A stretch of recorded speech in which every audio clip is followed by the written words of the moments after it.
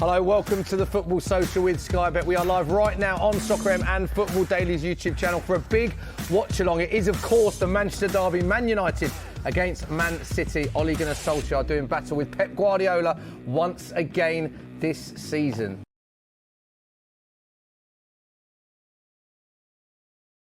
Uh, 85 combined England caps between everyone on the sofa.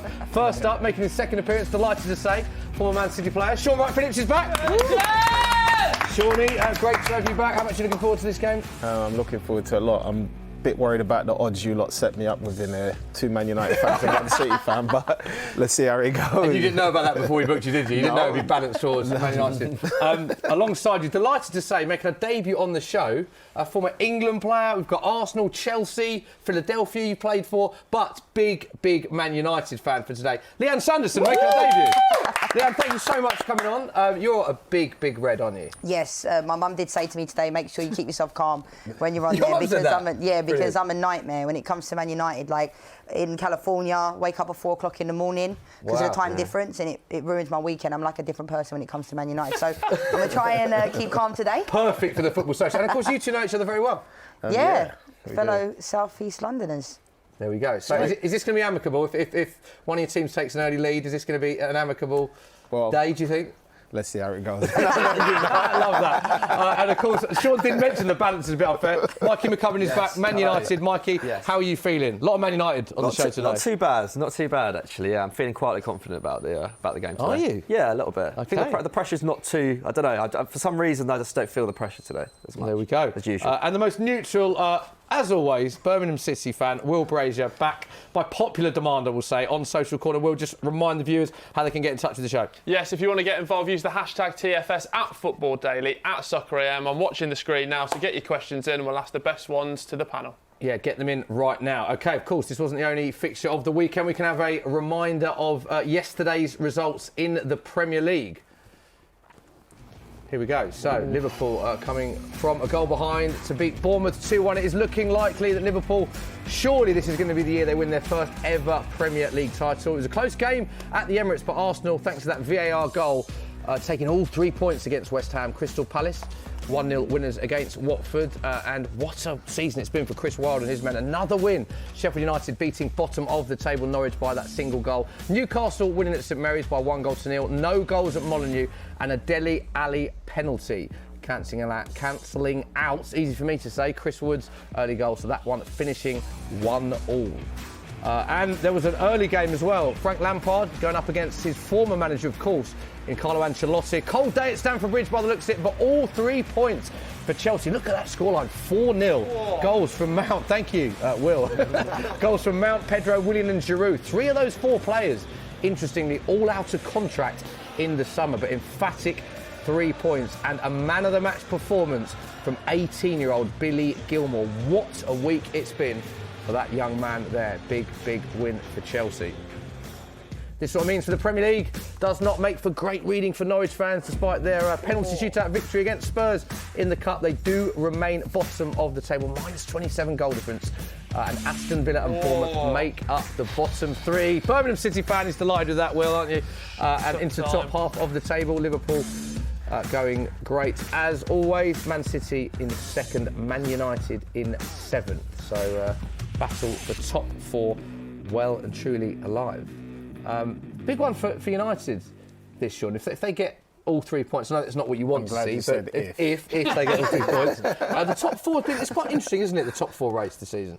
Yeah, it has been, apart from the fact that Liverpool have managed to, where everybody slipped up and made their mistakes and maybe got a draw and loss, Liverpool seem to somehow, whether they play bad or not, seem to be getting the 3 points. So they've pulled away, but the rest of the group, it is a very close battle, to be honest with you. And to get in that top 4 slot, there's a few that have the chance. Sheffield United, Wolves, the outsiders that could possibly make it happen. But if Chelsea keep doing what they're doing, then it's kind of set in stone, really, I think. Yeah, it'd be interesting to see how the top 4 battle unfolds. We have got the team news. Team news is in.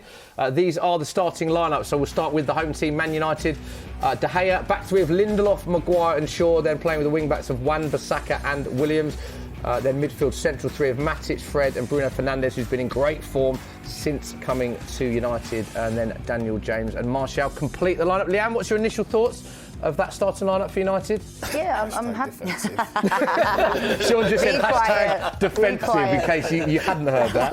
No, I think we're in a really good spot at the moment. You know, like we were saying before, like if you'd have said this to me about a few months ago, I was really dreading this kind of game because I was not looking forward to them. But the way we've been playing of late, but I'm a bit surprised that Daniel James is getting the start over like Enigalo or, you know, Mason Greenwood. You know, I think I'm surprised at that one because especially that he's not played. But as we've seen, you know, Nemanja Matic had been like, he went 8 or 9 games without even being in the squad. Then all of a sudden he's got a new contract and he's playing well. So, but Bruno Fernandes, I mean, he's been a revelation for us. Every Man United fan is buzzing. To be honest about though, Bruno he's Fernandes. done amazing things, but he's also done the basic things. Like take a corner and beat the front player. I mean, how many times do we get corners and we do basic things and we don't even beat the front players? So it's great that we have someone in him that can do that. Yeah, there we go, looking at pictures of Bruno Fernandes in the warm-up. Mikey, are you alongside every other Man United fan I've ever spoken to about how delighted you are with this signing? Yeah, loving him. I don't know if he'll be able to keep up this kind of form for forever, but like Leanne was saying, like does the basic stuff really well, just adds some creativity to our midfield, like which we've been needing for so long. Obviously with Pogba out, that was exacerbated, wasn't it? And I think since he's come in, he's played more balls into the box than any other player in the Premier League. So he is, like, in terms of creativity from midfield, he looks the real deal for us. So that's great. My one worry today is because we do have quite a defensive shield kind of behind him, he could be a little bit exposed, especially in the first half when we're trying to play on the break.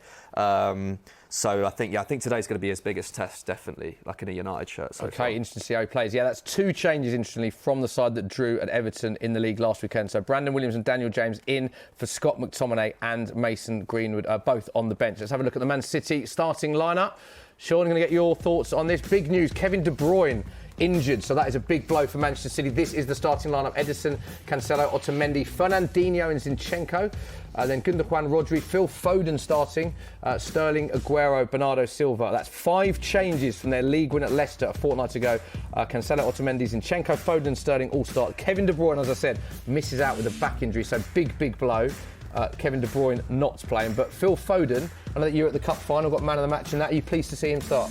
Yeah, I'm delighted to see him start. I think he's shown everybody over the past 2 years what his capabilities are, and for me, he just keeps getting better and better.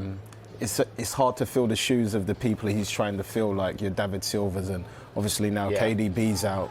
Big shoes to fill, those. Some massive shoes, you know what I mean, to fill. But every time he's come in, he's never looked out of place, and he's slotted in the team like he's been playing there ever, basically. And he's got a chance to make that role his own, basically, because David, at the end of the year, is set to leave. So if he keeps up the good work, you never know what could happen for him. Yeah, it always looks, just looking at his body language there, it's something I've picked up on whenever we see Phil Foden. He always looks very relaxed, doesn't he? And calm for a young player.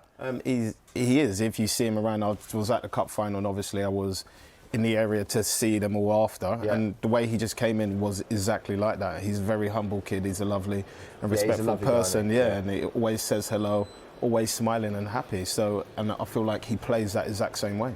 I don't know if you saw his tweet as well. It just emphasised pretty much how young he is and how much he's achieved. But he said when City won their first Premier League title, he was a boy watching it, and then 2019 there's a shot of him with Aguero celebrating, and basically saying in the space of 8 years he's gone from watching Aguero as a fan to playing alongside him. And it's amazing to think that he's still only 19, isn't it? Like it was me, Meeks and Jolyon. We were speaking about it. He could be probably the most decorated young English player there is in history if Man City keep doing what they're doing year after year. Because I think he's already got 5 or 6 trophies already, if I'm correct, at 19. It's not bad, is it? Like that, it's all right, isn't it? No, it is all right, yeah. It is all right. It's exactly that. Let's hear what Pep Guardiola had to say ahead of the match. Here he is. Pep, I'm sure you hope it stays that way, but 6 out of the last 7 games, the away team has won this fixture. Why do you think that is? 6 what? Out of the last 7, the away team has won. Here? No, between City and United. How? Oh, I don't know. They asked me that the question in the press conference yesterday. I don't know. I think United prefer to play at home, like we prefer to play at home as well. So, football sometimes it's there are periods that normally these kind of things happen. When you look at their lineup today, how do you think they'll set up? I think we're playing 5 in the back, 5-2-1-2. I think it's the same setup they play against Chelsea that they won 0-2, doing a good performance. And yeah, so it doesn't matter. They can change it. They can play 4-2-3-1 and diamond. So we play many times and in different ways to play. Do you think they'll play more on the break in terms of their style? But I think United was in the recent past more on the break, but now I think they learn with Bruno Fernandes and the players with Fred, McTominay when he plays, and Matic. They have the quality, to play, to make when a team's defense so deep. They have the quality to break this kind of defense. But Ole maybe thought, to break, but I think they'll be aggressive. I think the wing-backs, Bissaka and Williams, make high pressing. So we're going to try to impose our game in our positions and try to make our chances. No Kevin De Bruyne. Was he close at all? He feels better, but he doesn't feel 100%, and we don't take risks because we have 3 important games in the Premier League.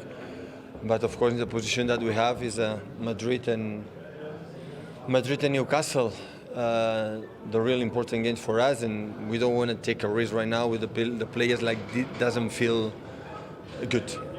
You've got a team full of international stars who are all focused professionals, but how much has Phil Foden, a Manchester City fan, been saying how important the derby is? I think it's important, but he doesn't play because he's a Man City fan.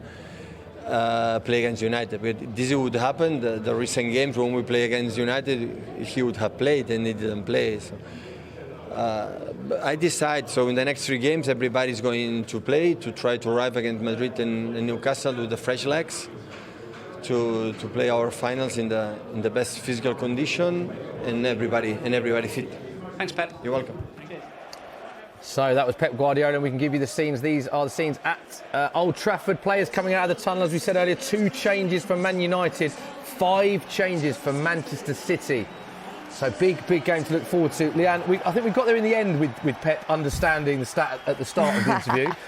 8 of the last 11 meetings between these 2 teams in all comps have been won by the away side. I mean, how do you go about explaining that? I don't know, but you know what strikes me about Pep? He didn't obviously know that stat because someone like Pep, he just tries to win every single game. Yeah. So that to me, I mean, even I'm a Manchester United fan, I do respect Manchester City. You've got to respect the quality that they have. And I think Pep Guardiola is one of the greatest managers to ever manage in this game. So, it goes to show you that he literally doesn't care about stats. He wants to win every single game. And I think that's why Manchester City have been so successful. Yeah, good point. That McCubbin? Yeah. Looking at the team, you said you were confident earlier. I mean, we've had you on the show before. At times this season, been less confident. Yeah, I don't know. Maybe I'm just in one of those moods. But also, I also think this is obviously City want to win this game, but there's more riding on this for United. Like Guardiola was saying, they've got Madrid coming up. That is a massive game. I think this is probably City's best chance at a Champions League in terms of they've got second secured. There's very, very little chance of them winning the league now, so that's pretty much done. And if they can beat Real Madrid, I think they're clearly the favourites in the Champions League. Do you? I think so. Yeah. I mean, Bayern Munich looked very good as well, but if they beat Real Madrid, that's such a big statement. So I think the game today is more United's to win in terms of there's more pressure on United. There's more. I don't know. I think United should want to win this more than City do, and I think that shows as well with the lineup. Obviously, he didn't rush De Bruyne back because there's more important games coming up. But Solskjaer's brought Maguire back, even though he's maybe not 100% because he did do his ankle in training the other day. So I think that shows that there's maybe more risks are going to be taken by United today.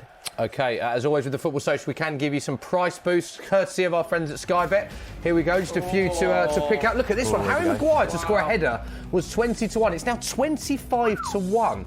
Sterling and Aguero both to score in 90 minutes. If you want a City-related price boost, was 4-1. That is now 5-1. And Bruno Fernandes, the man that we spoke about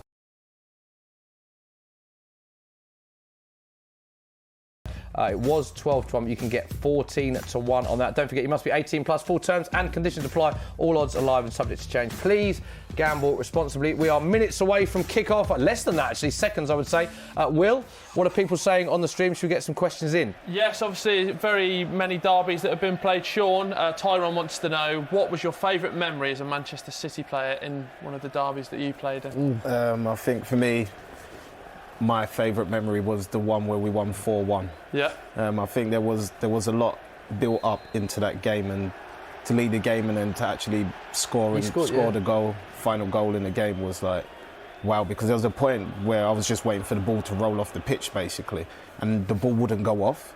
So I was like, all right, cool, I'm just going to get the ball then. And then basically, let's see what happens. And that's basically what I did. And apparently I got told a few times that I've cost a lot of people a lot of money because they bet on 3-1. So a lot of people lost money. So I apologise for that. Best moment like that. Is that the best time to score? Like, obviously it's always great to score, but like in a derby, like that's the cherry on top. Go and celebrate in front of the fans. It was just, I wouldn't say so much it was the best time to score. It's just that, like, we've been on the back of some hidings from United, and then there's been times where possibly we did pretty well and United have still spanked us. So to be able to give them a spanking back made it feel even much better. Leanne, you've seen some of those victories for United as a fan. What were some of your best memories growing up? The derby? Yeah. Wayne Rooney's overhead kick. Oh. Now, Van Persie. Wayne Rooney, was it off his shin? No. No? No, it doesn't matter. It was a great goal. Yeah, it was one of the greatest goals ever. I have to be honest, somewhere along the line today. This is one part, it was one of the best goals the Premier League's ever seen, and I love Wayne Rooney. Anyway, he's been a fantastic player for Manchester United and England, and I still think people don't give him the credit he deserves. I don't know what more he can do, to be honest, you know, to be respected more and stuff like that. But that, for me, was one of the greatest moments. And then Van Persie's last-minute free kick. Oh, the free kick, That was late, wasn't it? That when Rio went over. Brilliant.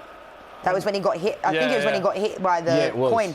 And if you look at there's an angle of that goal which is amazing. It's literally right in the corner, isn't it? Like the precision of it, absolutely brilliant. Any more questions, Will?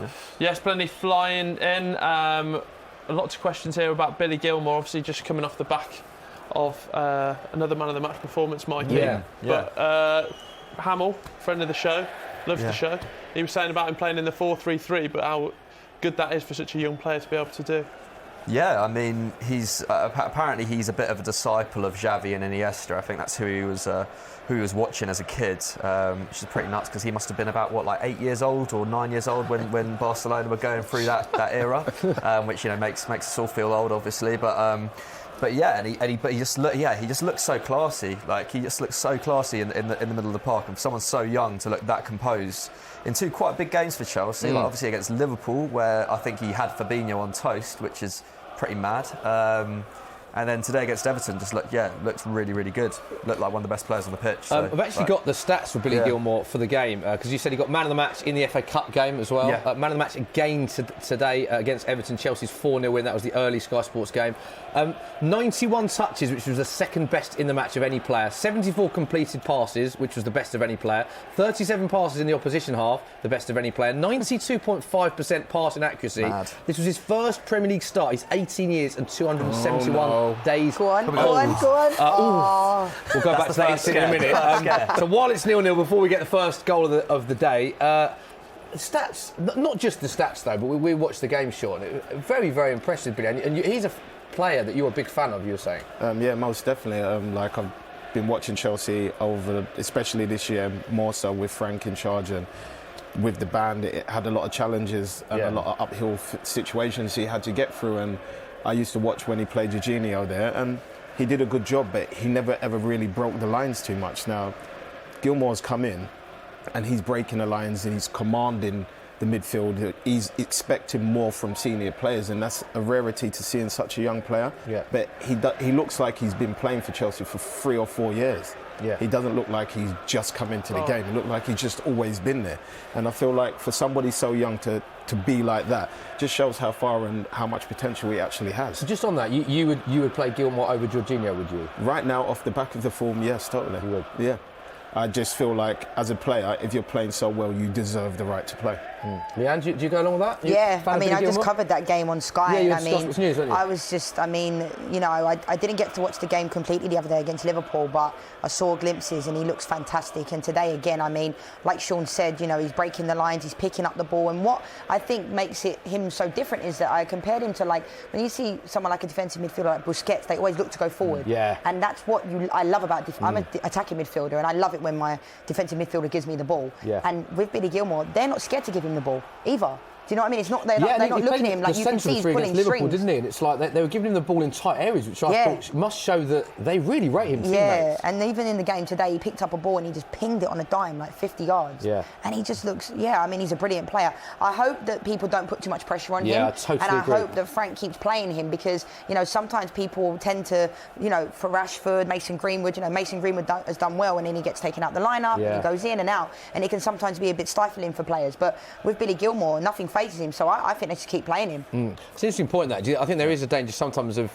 overhyping a player at a young age. Sure. That's quite important, isn't it, now, that people let him have his natural development? Yeah, for sure. And I think I wouldn't worry too much if he's not in the team every week at this point. I think it's when you get to like 2021 that it starts to become a worry. I think with Foden, considering how highly rated he's been for so long, I think people are starting to worry about him. But it looks like at the moment, at least, he's starting big games, which is good. But yeah, I think it can go both ways. I think like Rashford, for example, I think maybe was played a little bit too much when he first came in, and I think his injury now is maybe the culmination of being played a little bit too much. So he was also carrying us for a long time as well. He was, yeah. Like literally, Rashford was the only player. Yeah. But this is the problem, though. That's what why is that his back? A lot of people have said that. Good from Will. A lot of people have said that. Yeah. But that is a problem, though, because I think even, you know, like from a United perspective, I think, you know, Rashford was carrying us, especially this season with no Pogba. It's like everything was going through Rashford, and going to have to give him a 2-week break. But I think people were also criticising Rashford a lot. Some Man United fans early on in the season, and I'm like, people forget his age. You know, and it's not really, when you look at when, you know, the class of '92 went in, they've got players they can look up to, you know, bring them under their wing. Who's Rashford got to be like, oh, who's going to help him? Lindelof? Sure, I'm not sure about that. Yeah, we don't have like a Roy Keane in there that's like, okay, there's a young player, I'm going to help them. Rashford kind of was just like on his own, thinking, I've got to do something here. Yeah, for sure. And I think there was almost too much expected of him, because it wasn't like Rashford came through the academy and was supposed to be like the next big fit. Like if you look at like Mason Greenwood now, like Mason Greenwood's way more rated as an 18-year-old than Rashford was. So I think there's just too much pressure on him on his own, for sure. Let's go back to the game, because there is a corner to Manchester City. Must be quite happy with how City have started this game, Sean. There's been a couple of early scares, but I feel like the game's settling in for both teams now, and little half chances are starting to creep up. Smith? Yes. Score predictions for everyone? Yeah, let's get a good shout. Start with you. I did say the other day 3-1 United, so I'm going to stick with that. God, this is so disrespectful, guys. You're not going to say Man United are going to win? Yeah, but I was going to say 2-1. At least my score was like... I'd love it if you'd have gone 6-0 after that. So 3-1 United, you're going 2-1 City? Yes. I'm going to go with a 2-2 draw. Go on, Smith. Yes, I'm going to go with a 2-2 draw. Don't be copying my draws. I didn't have time to think about that in my head. It was just right, give a prediction, so I'm going to stick with it. 2-2. Mikey? I'm going 2-1 United. 2-1. Will? Go 3-3 myself. So what Leanne, because you've not done the show before, this is a stereotypical Will. He does 3-3 for every single game, basically. Okay. And he said that it guarantees there will be a 3-3. Or he said 8-0 at the beginning of the show. Oh, yeah. He did, yeah. I was off guard. But Will is adamant that 3-3 will come in at some point this season, so if he says it enough times. Imagine the content. Imagine the content. Yeah, this is great. Interestingly, going back, we're chatting about Billy Gilmour. That 4-0 defeat was Carlo Ancelotti's joint heaviest defeat of his 25-year managerial career. So not a great day for Everton. Will, any other questions while it's still 0-0 before we await the first of our thriller today, mate? Yes, Leanne, talking of Manchester United, Ole's been there for some time now. What do you actually make of his performance as a manager? Are you happy, content? I don't think Ole's the answer long term. Yeah. I think we needed somebody to come in and reinstill that Manchester United philosophy. I think at times it was interesting because when he got the job, he had to get the job at that moment because we were playing unbelievable. And then it was almost like he got the job and then we just completely crumbled. It was weird.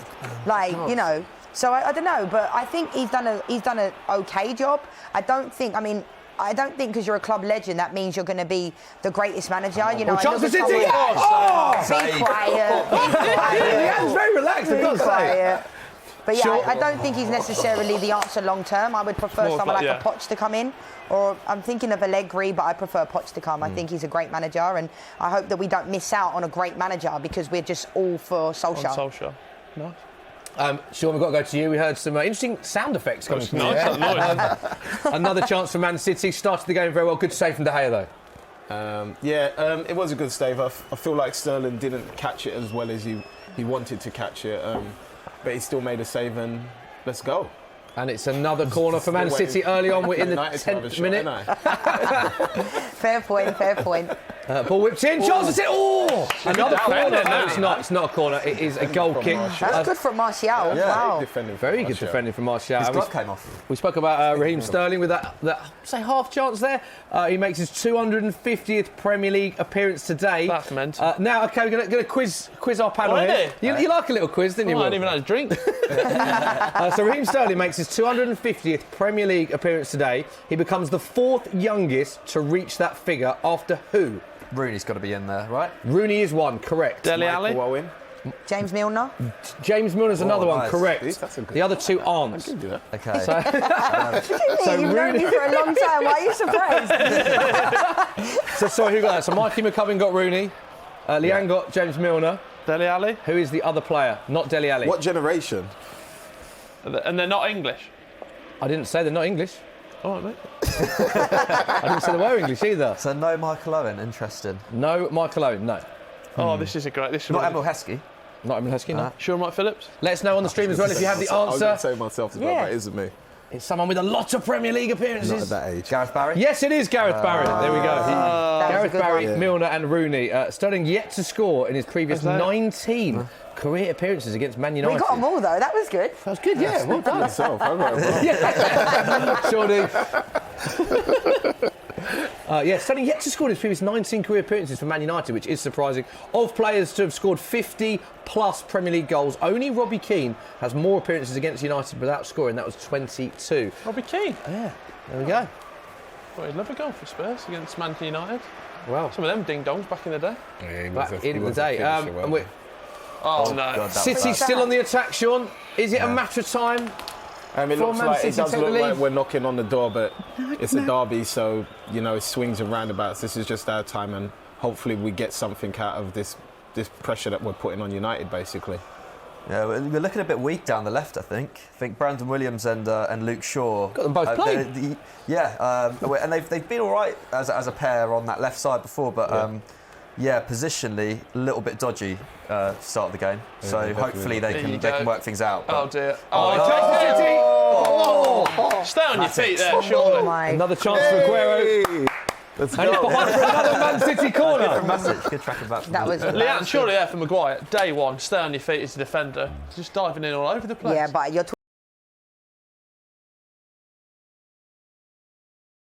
I went past him like he weren't even needed there. Matic itself there. Just look at the slow-mo replay. Oh, lovely little nutmeg from Sergio Aguero to put himself into that shooting position, but good defending behind for another corner. 13 minutes on the clock, still 0-0 in the derby. Gundogan stepping up to take the corner. Was it Rodri at Wembley, wasn't it, with the old downward header? Ball whipped in. Oh, This is like. Oh, this is. Where's painful. he turning into trouble? This is painful. Got to kick it there, hasn't he? The painful deciding- already, Leanne.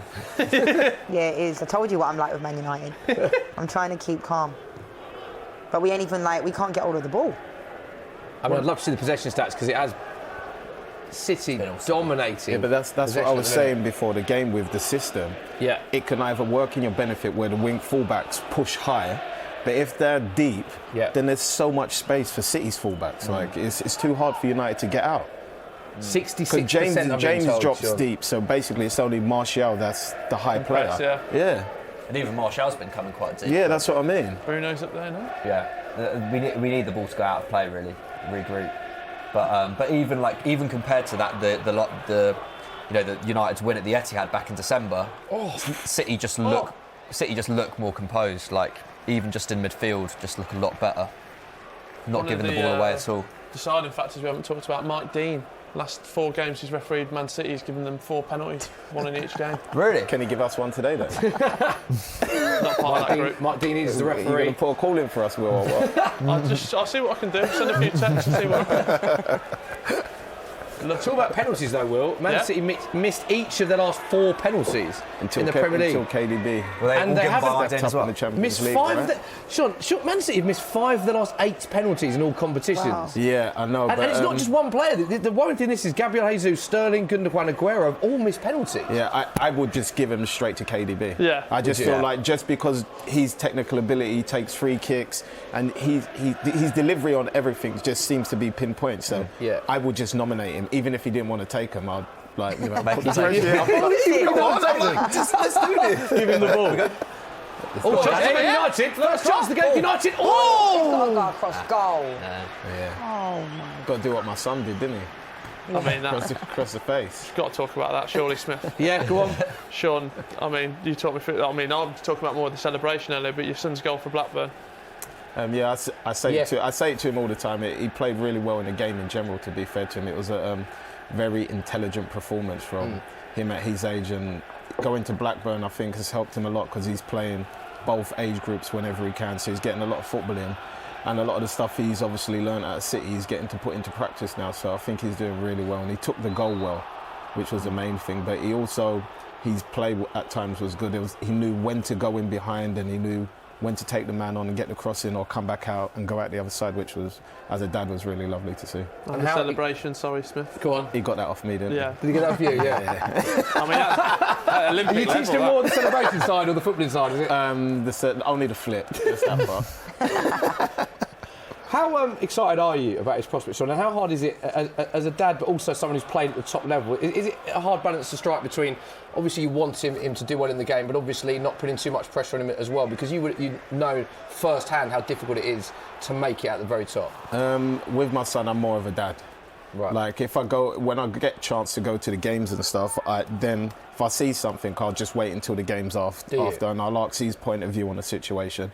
He'll give me his point of view, and I'll give him mine, and then we just have a chat and then see how it pans out. Our dad used to do the same with us. Like, can't just tell him, well, maybe you should have did this. I want to hear his reasons behind it, because his reasons might have been the right reasons why he tried it, sort of thing. Yeah. So I try to let him always be his own man on the pitch, and if he needs help, then I'm always there for him. And as your dad, how good do you think he can become? And if he keeps up the way he's been going and learning, I think he'll be better than me. Really? Really? Wow. Yeah. Can we have him at Blues for a year? I'll think about it. Cheers. I was going to send him to Villa though. Just to annoy Will. There we go. What's this space? When you think you're getting to know someone really well, and they go and do that. Cheers, Sean. There we go. Excited to see that. Better than you, he can be. Wow. Yeah, I think he can. Because a lot of pressure. Big footballing family, your family. So do you think he feels that pressure as well? Is he quite relaxed about the situation? If he's anything like me and his uncle, he'll just be cool with it. Fine. He'll just see it like that's just everybody else talking. He just enjoys playing a game. Doesn't play it for any other reason. He enjoys working hard.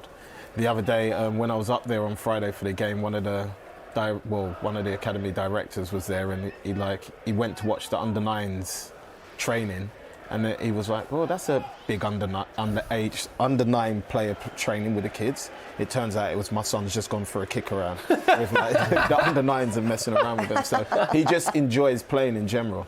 He just loves learning. He'll always do his extras, even if he's the only one there and there's no goalkeeper. So it's really good for him. Love that. Back to the game. We were talking about Kevin De Bruyne earlier.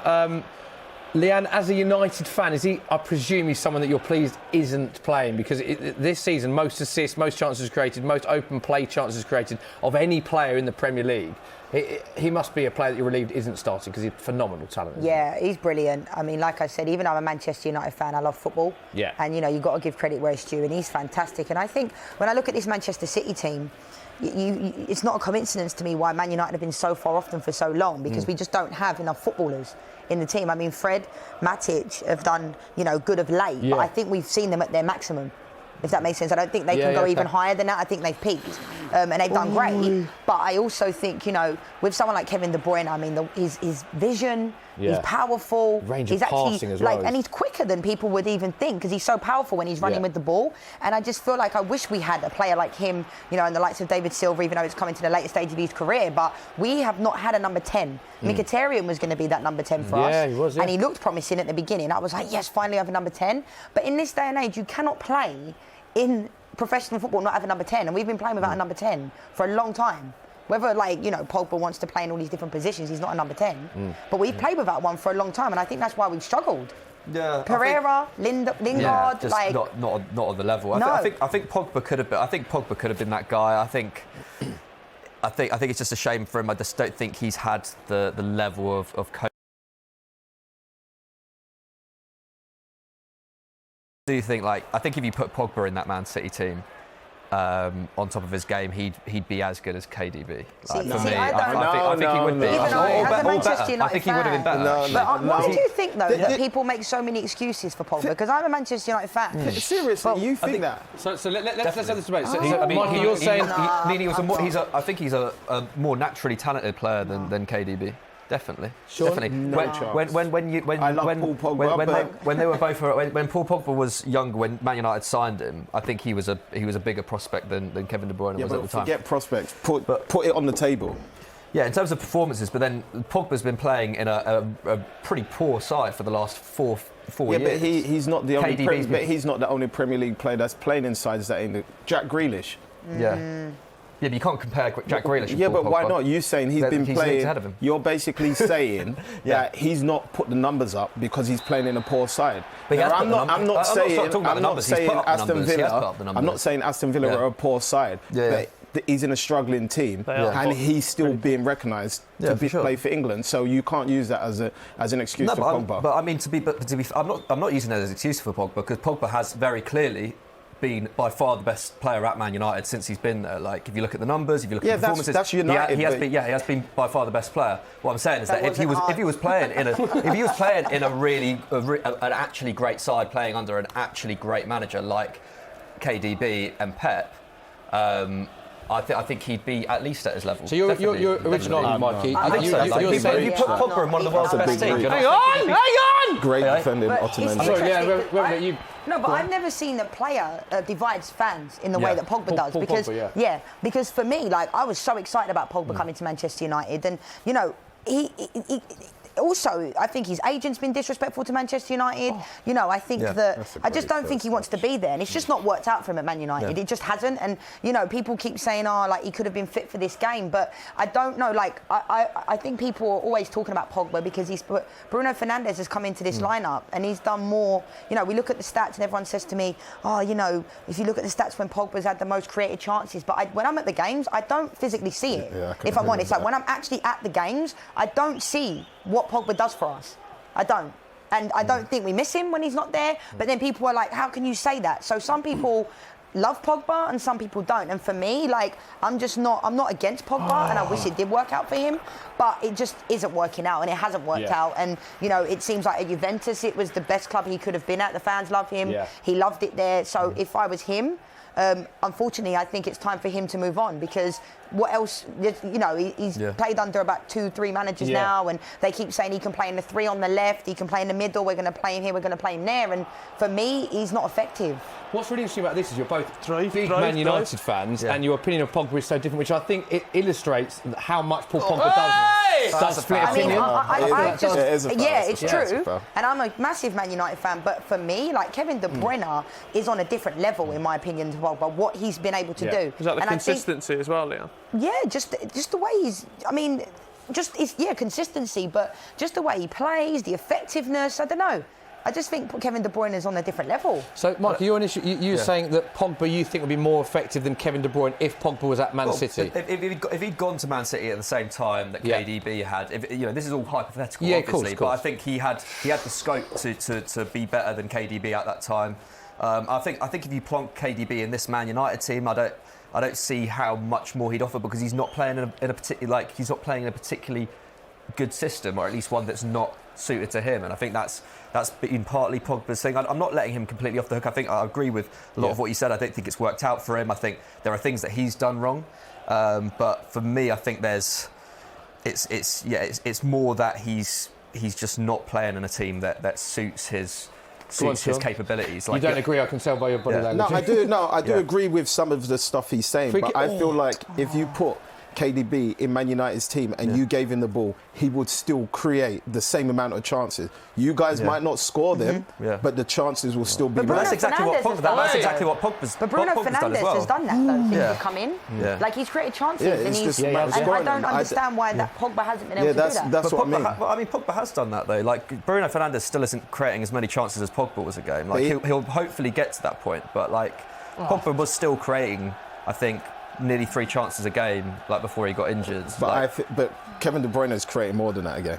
Yeah, of course. City just ain't scoring them. City just ain't scoring them this year. City create 19 chances a game or something ridiculous. I think Pogba's an amazing player when he plays. Yeah. But I just feel like at United, it just hasn't happened. Of course. I still don't know right now which part of the midfield is his best position. And this is me telling you that I like a player. But I don't get it. In that sense, though, if I do think though, like if Pogba had like a Dino next to him, I think that would have made such a big difference. But I agree. I think his time players though. Do you know what I mean? Like, I feel like there's been a lot of players that's gone through without that good CDM that could have reached the same goal. So I feel like that's not only just happened to him. That can happen to anybody. Yeah, of course. But I just think if you have such a clearly world-class player, but he's kind of made to carry a team when he doesn't, like we were saying, like his position is his best position has always been a little bit up in the air because he's not just an out-and-out 10, and he definitely didn't have the protection behind him to be able to play that at United. He played a bit deeper, obviously, at the start of this season before the injury, and I thought he played quite well. But yeah, like probably a bit too inconsistent as well. But I still think if you put a player of that quality in one of the world's best teams, then you would have seen him really hit the kind of superstar status that he just hasn't at United. I still think he's become a superstar, though. He's a superstar in terms of his image. Marketability, he's sure. still, done... They've done fantastic in the way they market Pogba because the kids love him. They play FIFA and they love Pogba, which is great. But I just think, I feel for him a little bit at times, but I just don't think he helps himself. I don't think he helps himself. Okay, so go on, should we go around then? KDB or Paul Pogba? If you could have one in your team, Will, who'd you go for? Probably Jude Bellingham. That's a good answer. You love Jude Bellingham, don't you? Huh? If it wasn't Jude Bellingham... Go on. That's big chance for Martial. Could have it as well. Mikey, big chance for you. Yeah. What is that? Martial goes through and just shoots straight at Edison. I don't know what he's doing there, man. That was not... Look, Bruno's calling for it, man. First chance for Man United. Bruno 27 minutes on the clock. Martial straight at the keeper. Should have squared it to Bruno. I don't think it's bad he shot. It's just a terrible shot. Yeah. Oh, yeah. I mean, if he's going to take that, he's got to score. Yeah. Because he's got Fernandes wide open. Or at least make the keeper work. A bit of side netting there wouldn't have gone amiss, would it? What's going on there? We've got a... Mike Dean getting involved. Mike Dean, there we go. OK, let's wrap it up while there's a break in play. KDB or Paul Pogba, who'd you pick? Kevin De Bruyne. Mikey? I mean, yeah, based on the last couple of years, Kevin De Bruyne.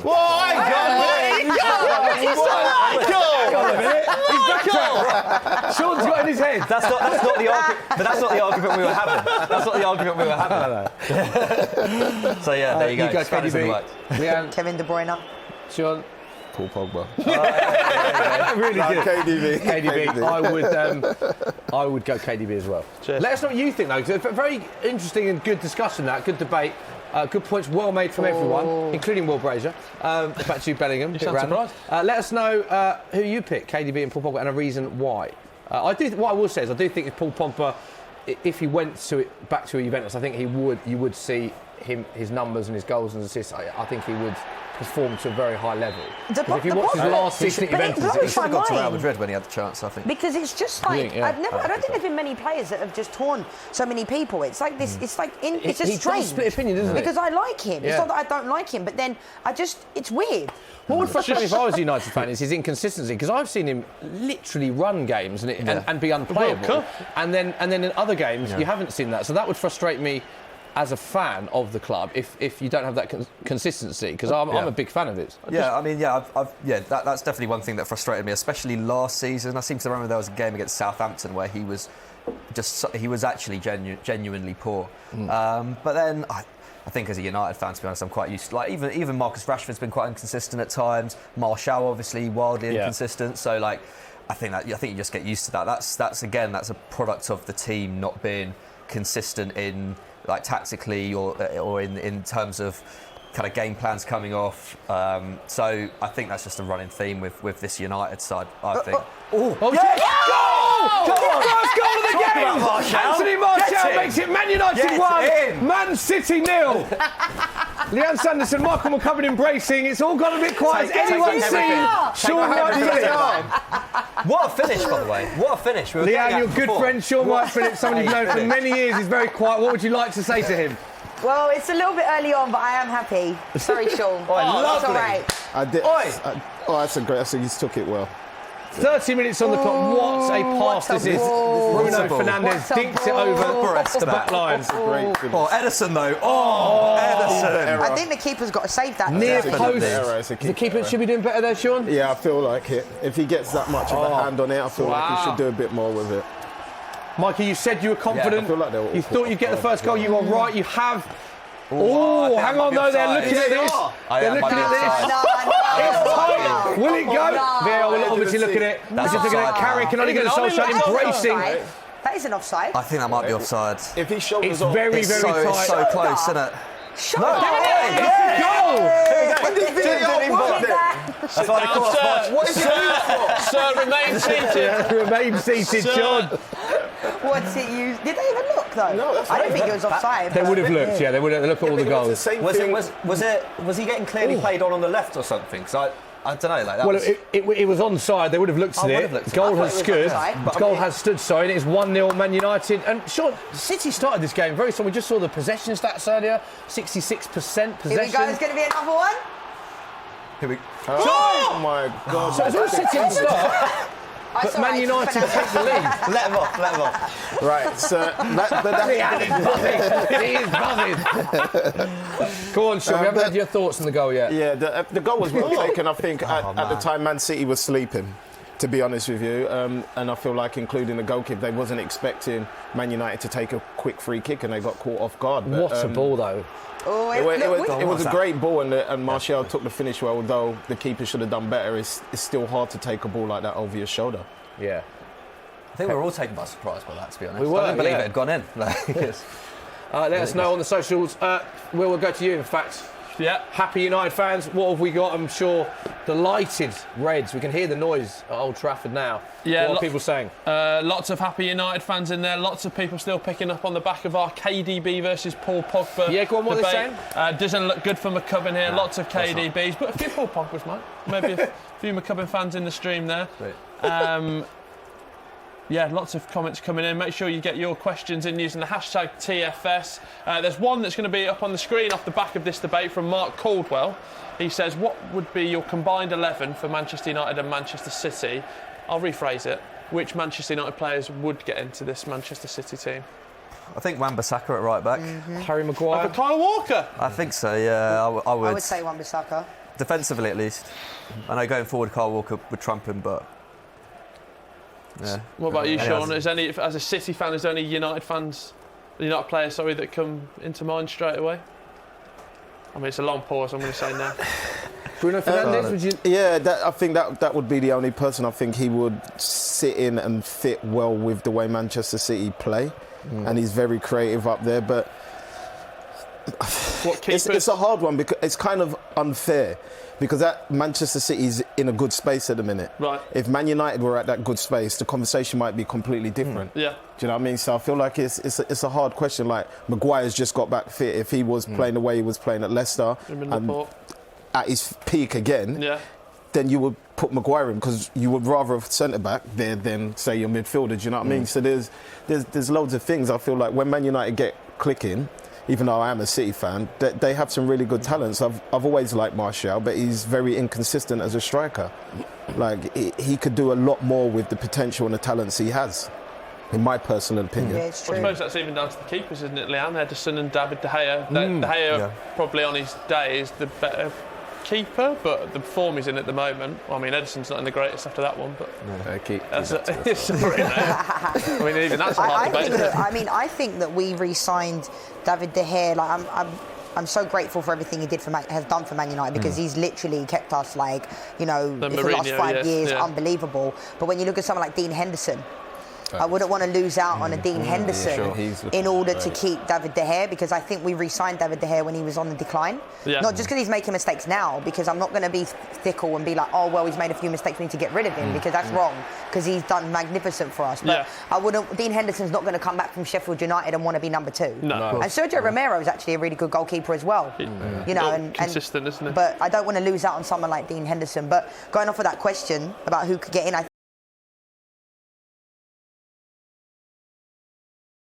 I agree, Wan-Bissaka maybe is the only one. Yeah. Maybe Bruno Fernandes, but... Anyone having Pogba?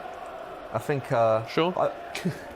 I'd put Pogba. I wouldn't play him in front of Fernandinho or Rodri. Fair. And then he's got back with KDB, which we already got the answer to that. I think there is an argument for Maguire though, like him and Laporte. I think like John Stones hasn't had a great season, has he? No. So like I think Maguire is a shout as well. I think Maguire's better than Stones. Yeah, at this moment in time. If you'd asked me like a year or two ago, I think I would probably rate Stones better. But like this season for sure, like Maguire's been clearly better. That World Cup, it's like Trippier had to go to Atletico Madrid. John Stone's been off the boil. Maguire's not been brilliant at Man United. Ashley Young. Joe Gomez has had a good season though. Yeah. No, but I mean like back five we had in the World Cup. Yeah, sorry. Trippier, I think with the trips, that was a bit weird. I didn't see that coming. The transfer. I didn't see that coming. It was weird. Like all of a sudden, everybody just kind of got on his back, and then he was off to Atletico Madrid. But I think he's a good player, Trippier. I would have taken him at Man United. Like he had one season that wasn't great, and all of a sudden, everyone's like, he's not good enough. But I think he's a good player. He had a great World Cup. He was in a lot of people's team of the World Cup actually. So such a good World Cup. But then the season after, last season for Spurs, he didn't have his best season by his own account as well. There's a lot of errors leading to goal. Didn't have a brilliant season. I think from reports that we read is that I think he wanted a fresh challenge, but. I mean, it's a great fit for Atletico and for him. Is that the reason, isn't it? It's more of a fit, isn't it? Because when you think he was at the World Cup, he was part of that five. He was just mainly getting forward. Different role to what he was at Spurs. I mean, I've never seen such a quick turnaround for someone that was one of our best players in the team of the tournament, and then all of a sudden just gets completely spy. Do you know what I mean? I don't think that happens.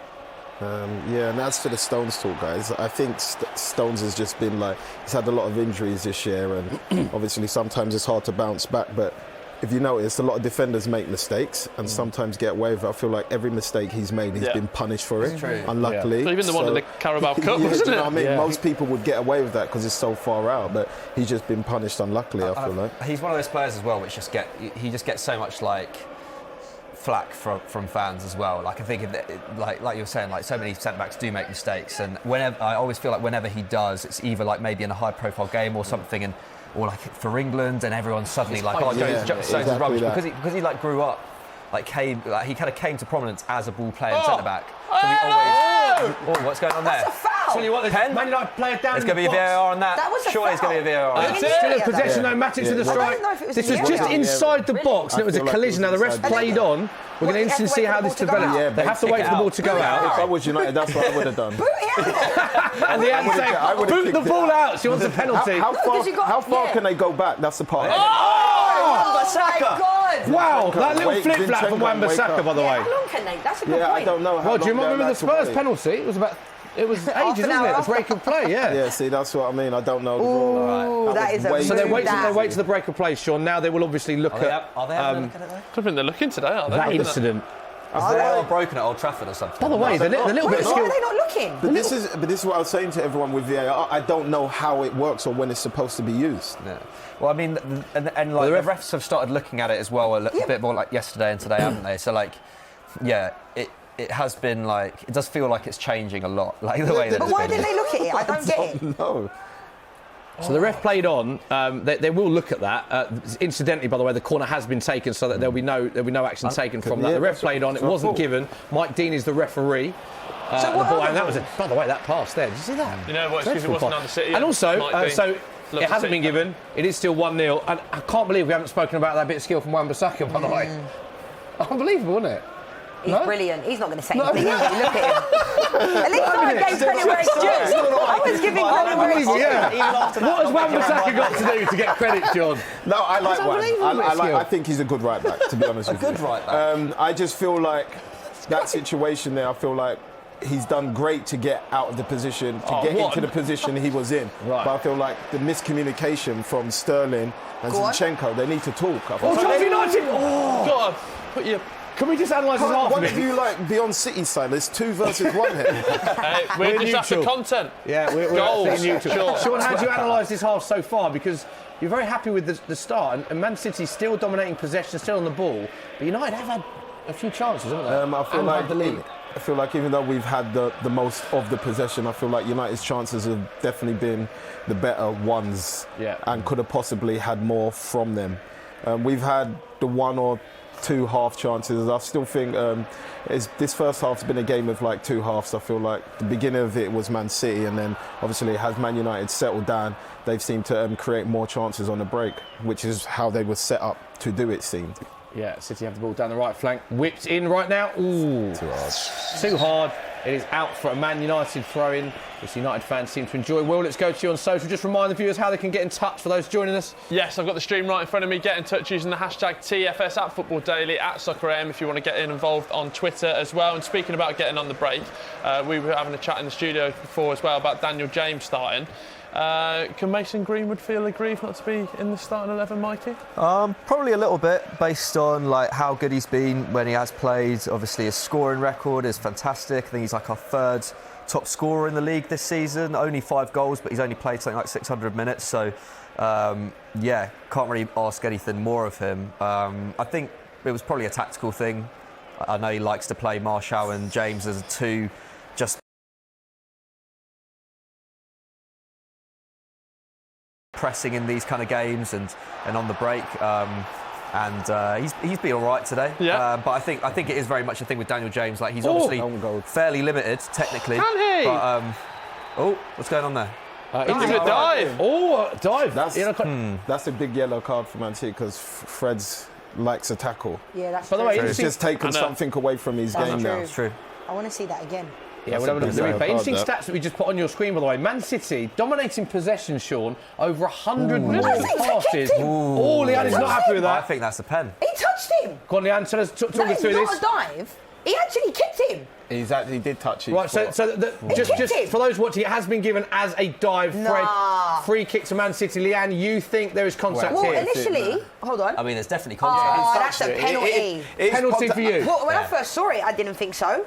But I didn't think it was a dive. Just No 'cause, penalty's Why been are they given, not and they've checking booked that? Fred for diving. Sean? That is my point. I'm with Leanne on that. I didn't think he touched him, but he has touched him. I don't know whether it was enough, but it states in the rules if you contact in a box, it's a penalty. But for wrong him to decision just for go a and booking give him for a a- dive. Yeah. You've got to be sure.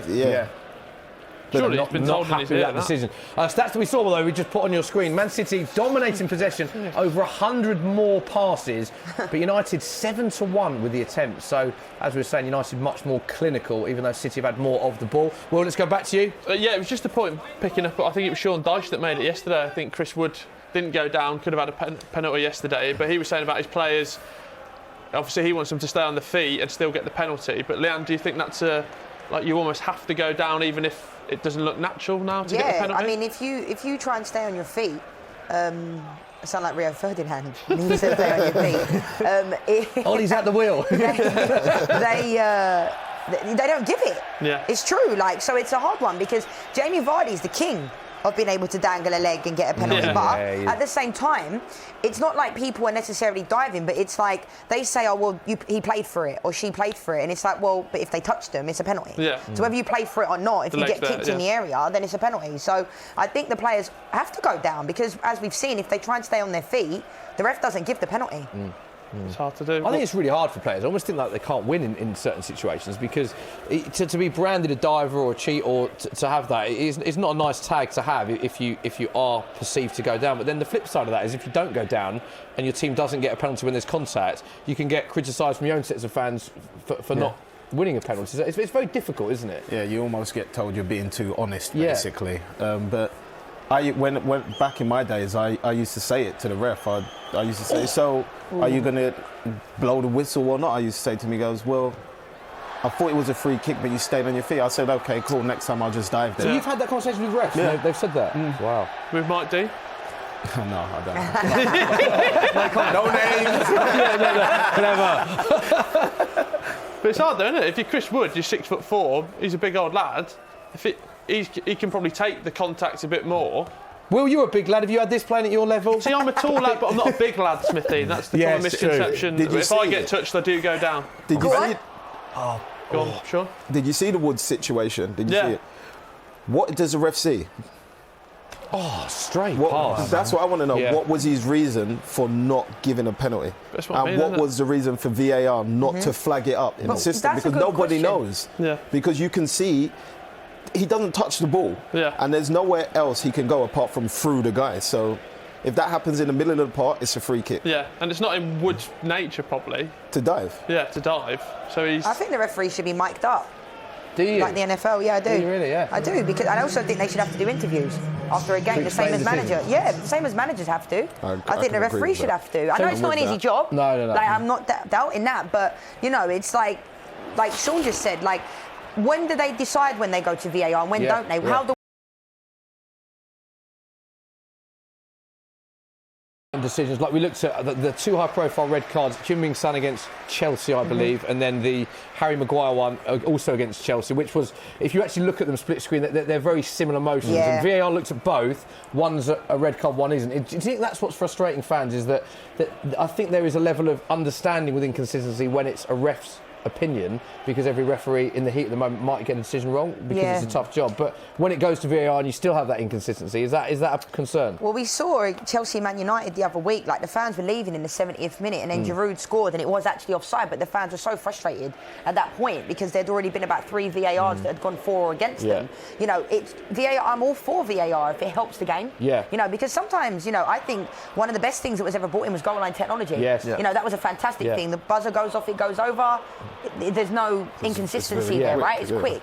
But, you know, one thing that was for sure is in the Women's World Cup, we were used as guinea pigs for VAR because it Yeah. ruined our tournament. Like, literally, they were making decisions during the tournament.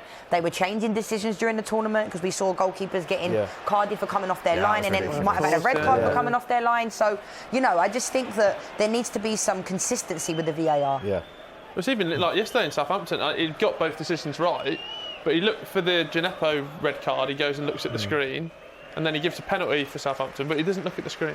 And it's just like, even Hassan-Houghton was asking him to check the screen because that's what it was implemented so good in the 2018 World Cup, wasn't it? See, I think that's an interesting point you make, because when we had VAR in the World Cup, a lot of people, I would say the majority of people were pro VAR than against it massively, because of how it was, and I was a big fan of it. I just think it's how it's been implemented in the Premier League this season hasn't been quite right. And I think, on that note, there's the half-time whistle. We'll get back into VAR at half-time. It is 1-0 to Man United against Man City at Old Trafford. The camera's focusing on Edison.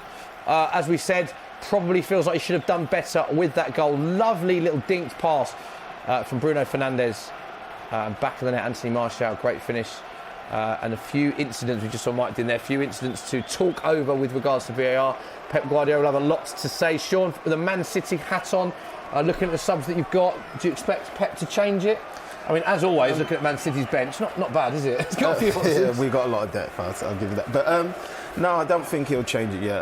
Apart from the goal, which I think was a lapse in concentration, I feel like the half-time between both teams, apart from chances, we both have had that fair crack of the whip. It's just that I feel like Man United created a tad more and they've taken a chance that they got, whereas I feel like City haven't. Okay, Will, what are people saying on the stream? Half-time? Well, just all over Twitter is now apparently VAR did check the Fred incident and they didn't give a penalty for it.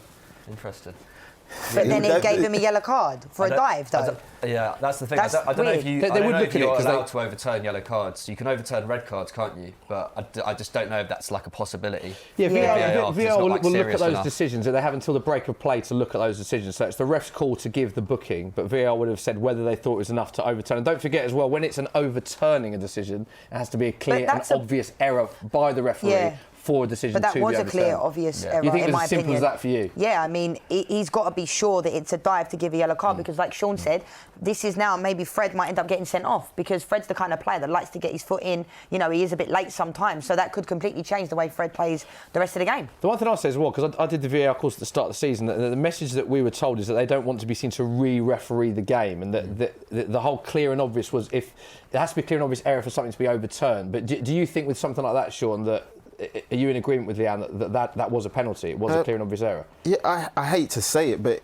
if you watch it in slow motion, as I imagine they are doing, they're seeing some form of contact. Whether it is a lot or is a little. Because we saw it once and we it's felt still that way. Contact at the end of the day. And now, of course, I don't want Man United to have a flipping penalty, do you know what I mean? But at the end of the day, it is what it is, do you know what I mean? You see the contact, so you have to give what you see, sort of thing. And like I said to you, it's the same with the situation in the Burnley game. We've all seen it, but some reason VAR have decided it's not a penalty. So who determines whether it's a penalty or not? Because surely the referee needs to go and see it himself. I feel like if VAR get involved, I feel like every referee has to go and look at the monitor. That's another good point. It's another difference between how VAR is implemented in other leagues and in tournaments is that you do see a lot of on-field referees go to the referee's review area, the monitor, which is usually by the tunnels, the dugout. But it very rarely has it happened this season that referees have gone to look at their own decision. But like, I did something, I think it was earlier this afternoon with obviously Cammy and Alex, and he went over to the touch in Southampton.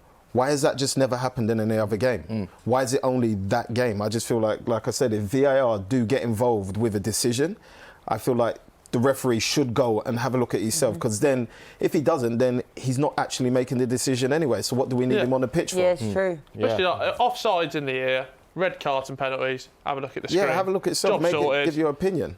There we go. Yeah, I want to pick up the point you made earlier about you said the Women's World Cup, guinea pigs, and it's very frustrating. You've spoken to a lot of players and teammates.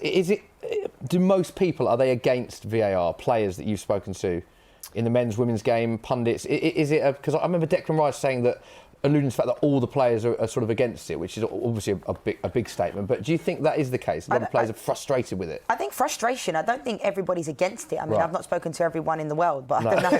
Good point. But at the same time, you know, Can you, Liam? unfortunately, I'll do that by the next show. That's the research you need, but a lot frustrated with it. Yeah, because the thing is, like I said, at the Women's World Cup, it literally ruined the tournament. But one thing I don't like about VAR is that when players score, like in the Women's World Cup, what we saw Ellen White score a goal and she didn't even feel like she could celebrate. Looking at the lino, and there was sometimes the goals were given and you're celebrating like a delayed reaction. Then it's not the same. There's nothing better. It's the same as when players get carded for taking off their shirt and things like that and celebrating with the fans. That is why we watch the game. We watch the game to see the celebrations. You know, we watch the game to see the fans with the players. It's such a great time, and I feel like that's getting lost in the game because people are too concerned about, is it a goal, isn't it a goal? But like, you said you went on the VAR course at the beginning of the season. Do you feel like it's transparent? Like, do you feel like the stuff they said to you on that course is like what you're seeing, or do you still have question marks? It's an interesting question, actually, because it was at the start of the season, so when people were asked what they think of VAR, I think it was such an early stage that people didn't know whether or not it would be successful. The one thing they did say is I think it will take time for it to become, effective 100%, for everyone to be in tune with it. And I think the biggest issue for me is how certain bits of it are implemented. Like, for instance, the offsides now, calibrating the lines.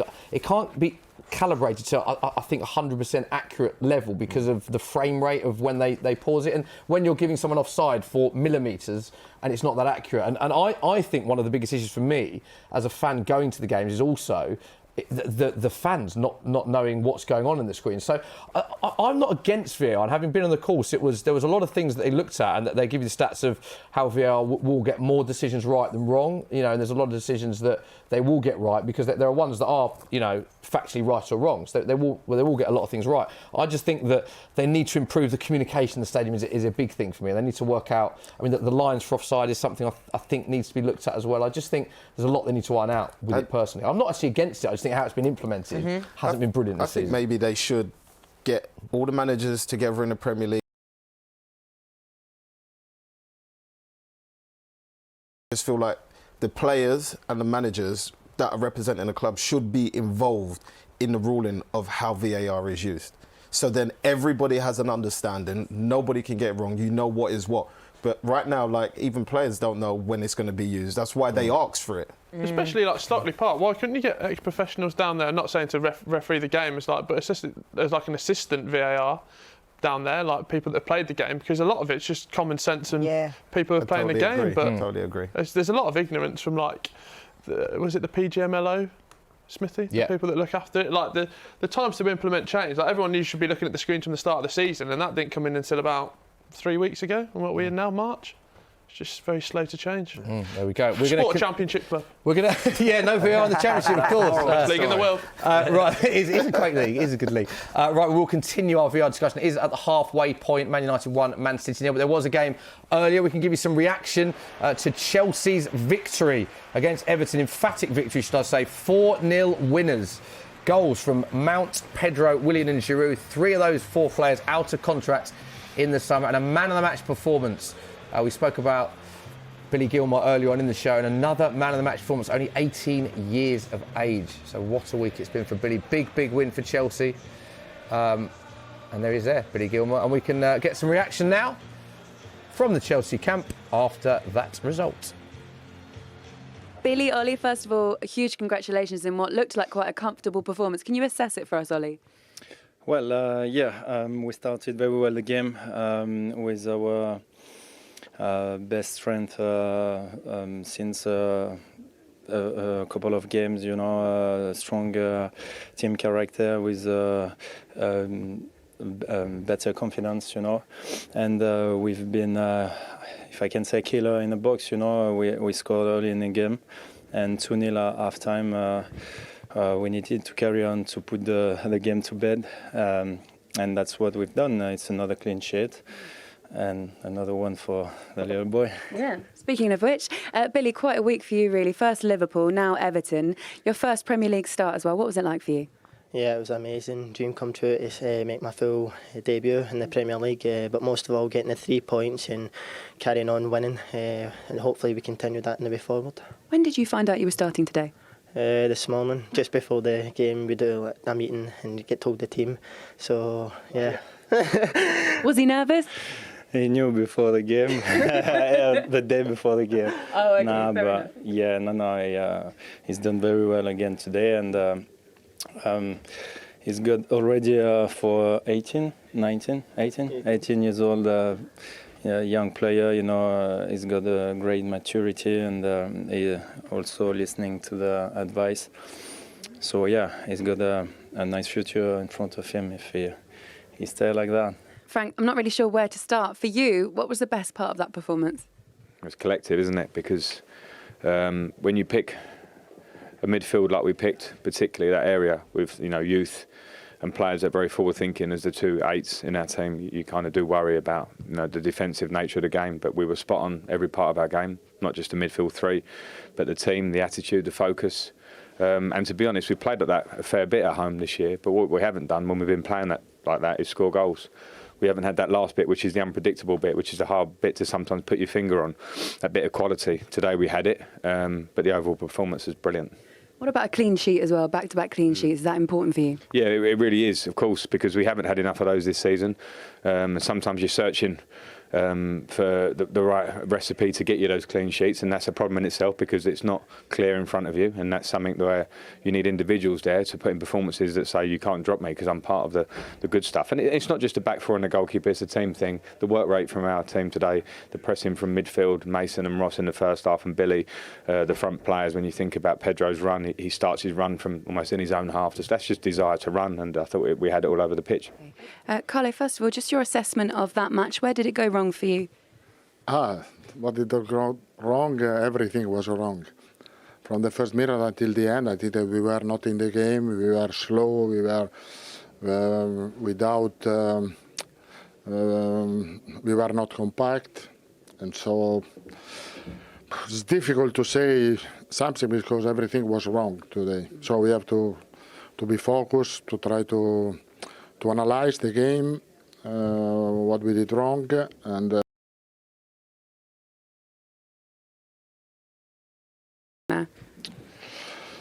We were too slow. We lost a lot of duels in midfield, and of course we were not in the game. So usually we were used to play different game. Today we were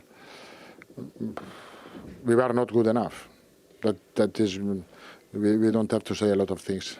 Was there enough fight from your team, and if not, why not? No, we didn't fight. Of course, we lost a lot of duel, as I said. So everything was wrong today. The strategy was wrong, the fighting spirit, the attitude. So we have to look forward for another game that will be difficult, but it can give us motivation, and because it's a derby, and try to do our best.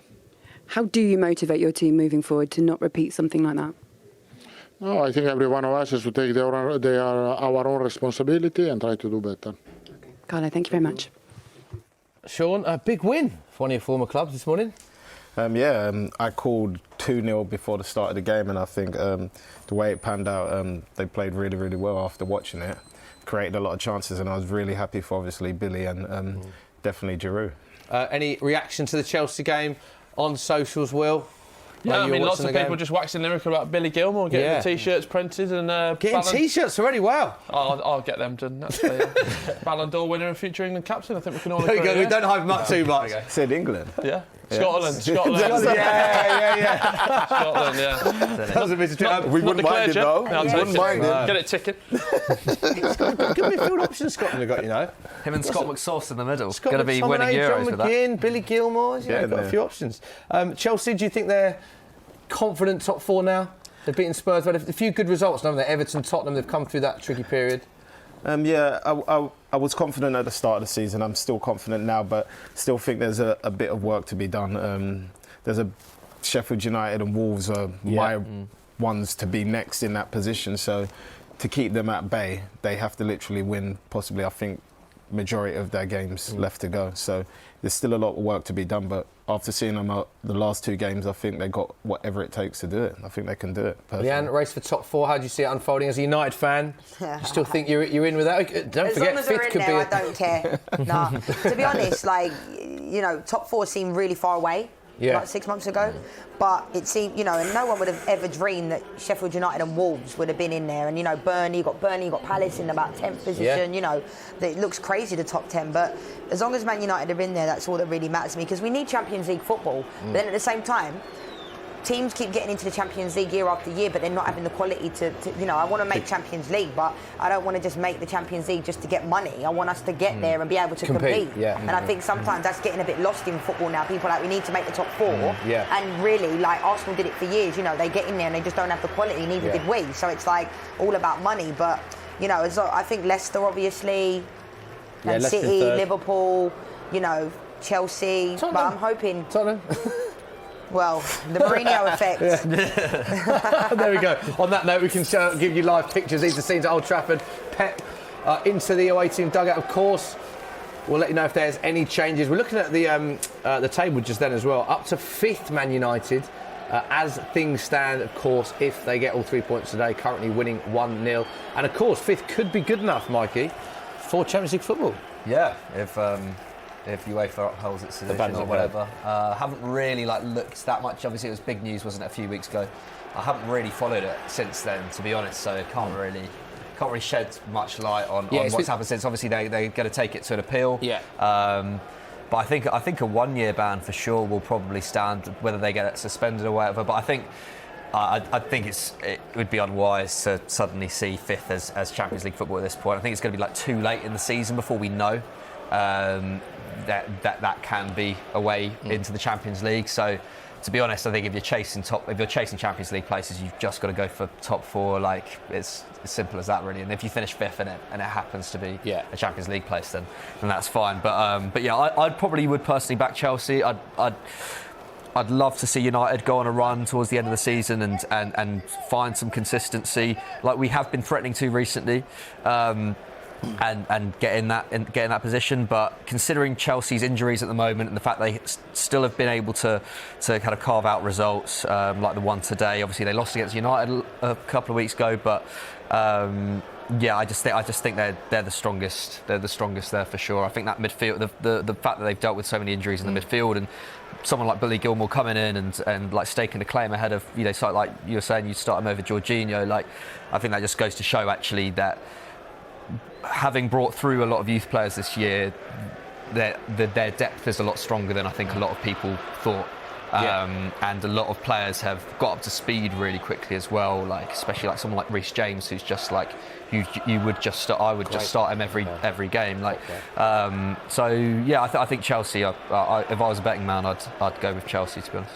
Yeah, I think I agree with you there. I think Chelsea will be finishing in that fourth spot. On the Man City, it's currently with the Court of Arbitration of Sport, of course, the appeal process. It was February the 14th. The City were told they'd be banned from European club competition for the next 2 seasons after being found to have committed serious breaches of UEFA's club licensing and financial fair play regulations. City were also fined 25 million as well. So they're currently in the appeal process with the Court of Arbitration of Sport, and we await to see the outcome of that. That was offside. That was offside. There you go. It is offside. Wow. It's going to swear then. Don't swear, Sean. There we go. Sean, are we just looking at replays there? You got a bit excited? Yeah. Well offside. Wait, is it that far? Brandon playing on? It's not that far. He's offside. So what's happened? They will look at it though. He's offside. I like the. Oh! Tell you what. So what's happened is the ball is in the back of the net. This is what's happened, Sean. Sergio Aguero's put the ball in the back of the net, which would have made it 1-1. The lines. Nah. It's been flagged. Yeah. So the goal was disallowed because the flag did go up, but they're looking at it for VAR and they've put the lines out and they're checking the goal for offside. No way. This is what happens. No way, because the Man United players stopped. Yeah, so the flag went up. We're looking at the replay now. Aguero went through 1-1. Fantastic finish, by the way. It's a goal. Is it a goal? No. Offside. Is he offside? He's offside. But VAR have looked at it, checking it, and it's offside. So, Leanne, your argument there was that United players stopped. Well, so it would have been unfair if it had been given. Harry Maguire looked like he was carrying on, but David De Gea looked like he kind of... Oh my God! So nearly 2-0. Wait up. Sean, can you just begin to explain what happened at Edison, Sean? At full for the first goal. Can you begin to explain what happened? For those who didn't see, can you tell us what happened, please? I know one thing. He's got a quick 3-yard burst, hasn't he? Because his reaction was pretty good there, but I just think it's a lapse of concentration. He's taken his eye off the ball to look where he's playing the ball next, and I think this is the replay. So talk us through this. Talk us through it. Like, yeah, look, he's looking around. Look, it's just hands under his foot. You know what I mean? Like, he's looking where he's going to next instead of doing it ahead of the time. And I think he just got caught out. It's passed back to him. Let's just reiterate. He's about 3 yards from his goal line. This isn't the edge of the box. He's about 3 yards from his goal line. He's miscontrolled it. The ball is going into the back of the net, following a poor touch from Edison. 3-yard burst. But the burst, he just gets there before Martial. And I think it's the impact of Martial on the post that does that. But that is as close to a goal as we've seen. And it comes a minute after, just to reiterate all that's happened, Aguero through 1-on-1, fantastic finish. It was flagged, offside, disallowed. VAR looked at it because it was very close, but it was the correct decision. No goal, straight down the other end. That would have been 1-1, of course. Man United nearly extending their lead. So if you went for a half-time pie and you've only just come out, you're missing a lot of action. It's like a millimetre, no? It was tight. That was very tight. Yeah, what, offside? Yeah. Well, the thing is, we didn't see it from the other angle. Because when I first saw it, I called it, didn't I? I said that's offside. But then, when we saw the replay, it looked like it could have been onside because you didn't see it from the other side, angle. the surge side. So I don't know what they saw. Like, It's really. I'm glad they didn't give it. But what you were saying about how it carried on. Yeah. Would they have just given that as a goal? Because it looked like everybody just stopped. Yeah, they would have given a goal basically. Yes. So I guess you just got to keep going until. Well, it's an interesting point. If the referee had blown before the ball hit the back of the net, it would have, the original on-field decision would have stood, which is like we saw with Aston Villa. Do you remember the Aston Villa goal at the start of the season? Thank you. Which was the wrong decision, but because the ref had blown the whistle, it didn't count. Yeah. So it would have depended. Oh yeah, I remember that now. But the referee blew after the ball was over the line. So that means if when they looked at VAR, and if he was deemed to be onside, the goal would have stood because the ref blew after the ball hit the back of the net. Okay. So it would have stood. We're talking about the millimetres. If VAR had adjourned it to be onside, we're looking at it now, the goal would have stood, Sean. See, he's giving it for a arm. This is what I mean. How can, that's in your run. So basically, he has to run like this. Yeah. I think it should always be the foot. It should always be the foot. It would have been done from the shoulder. It wouldn't be the arm, so it would have been done with the shoulder. I thought that part, it was only counted if that's the part of the body you use to score the goal. Go on. I think it should always be the foot. One time they gave an armpit was offside. This is the debate that's rumbling now. It's interesting to read Arsene Wenger's thoughts on it a few months ago. Actually, chance for Man U. Ooh, I thought he was going to. He does love to shoot from distance, doesn't he? Nah.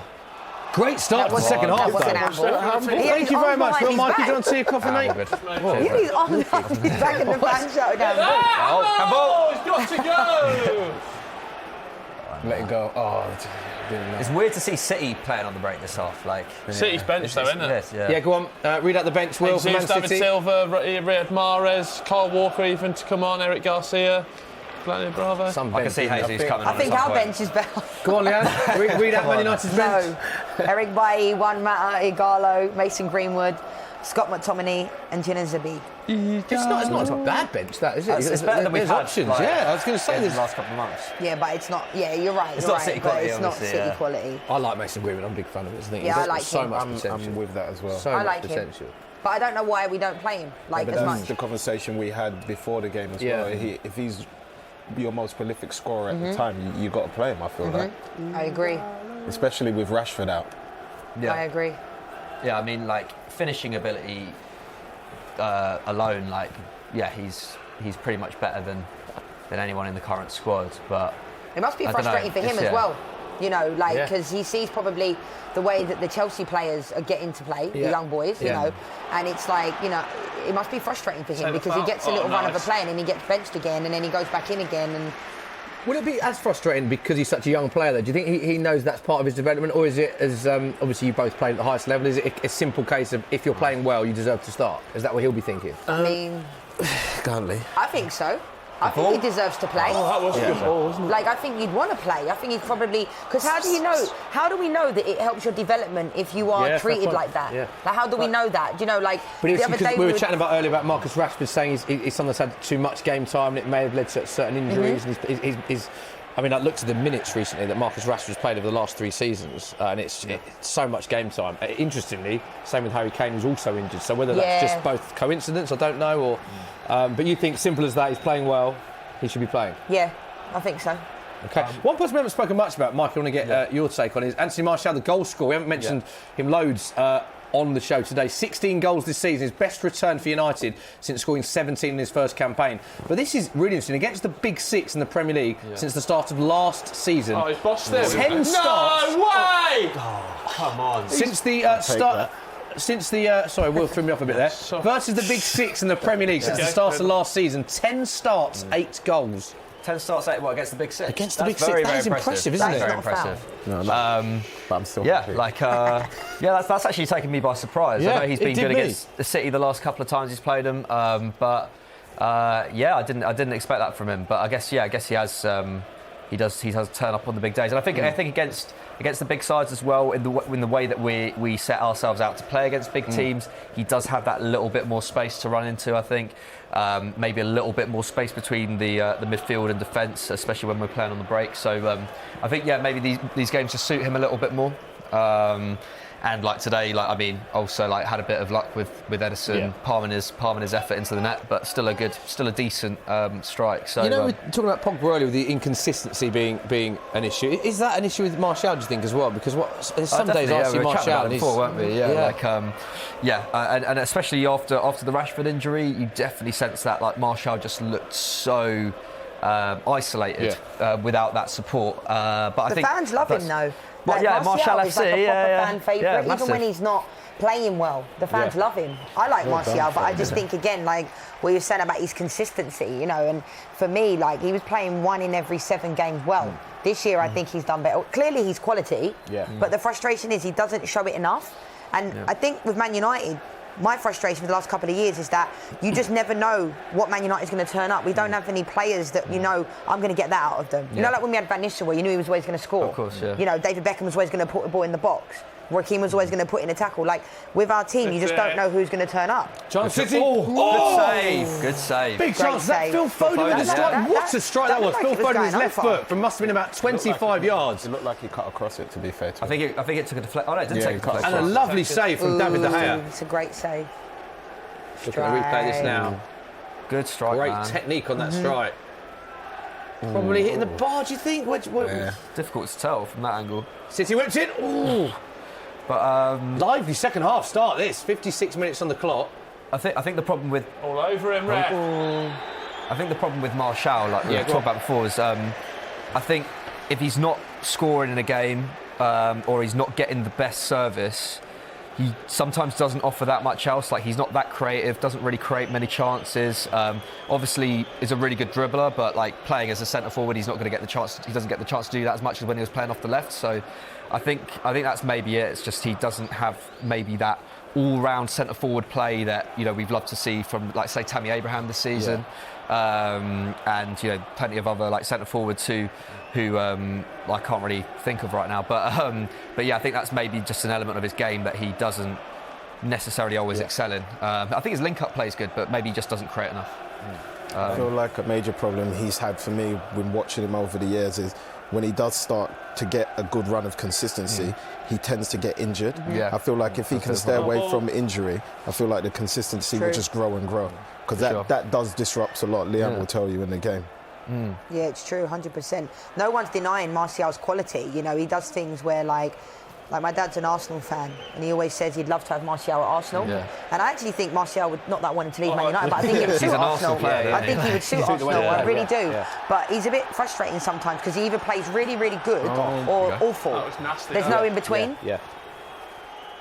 Cancelo there, giving him a little one back. 57 minutes on the clock, still 1-0. Great start to second half. You pleased with how Man City have started this second half, Sean? Although they did start the first half well. Oi! That's horrible, that. It didn't look like he even touched him. Mikey. Leanne, that's horrible, that. Sean, he didn't even touch him.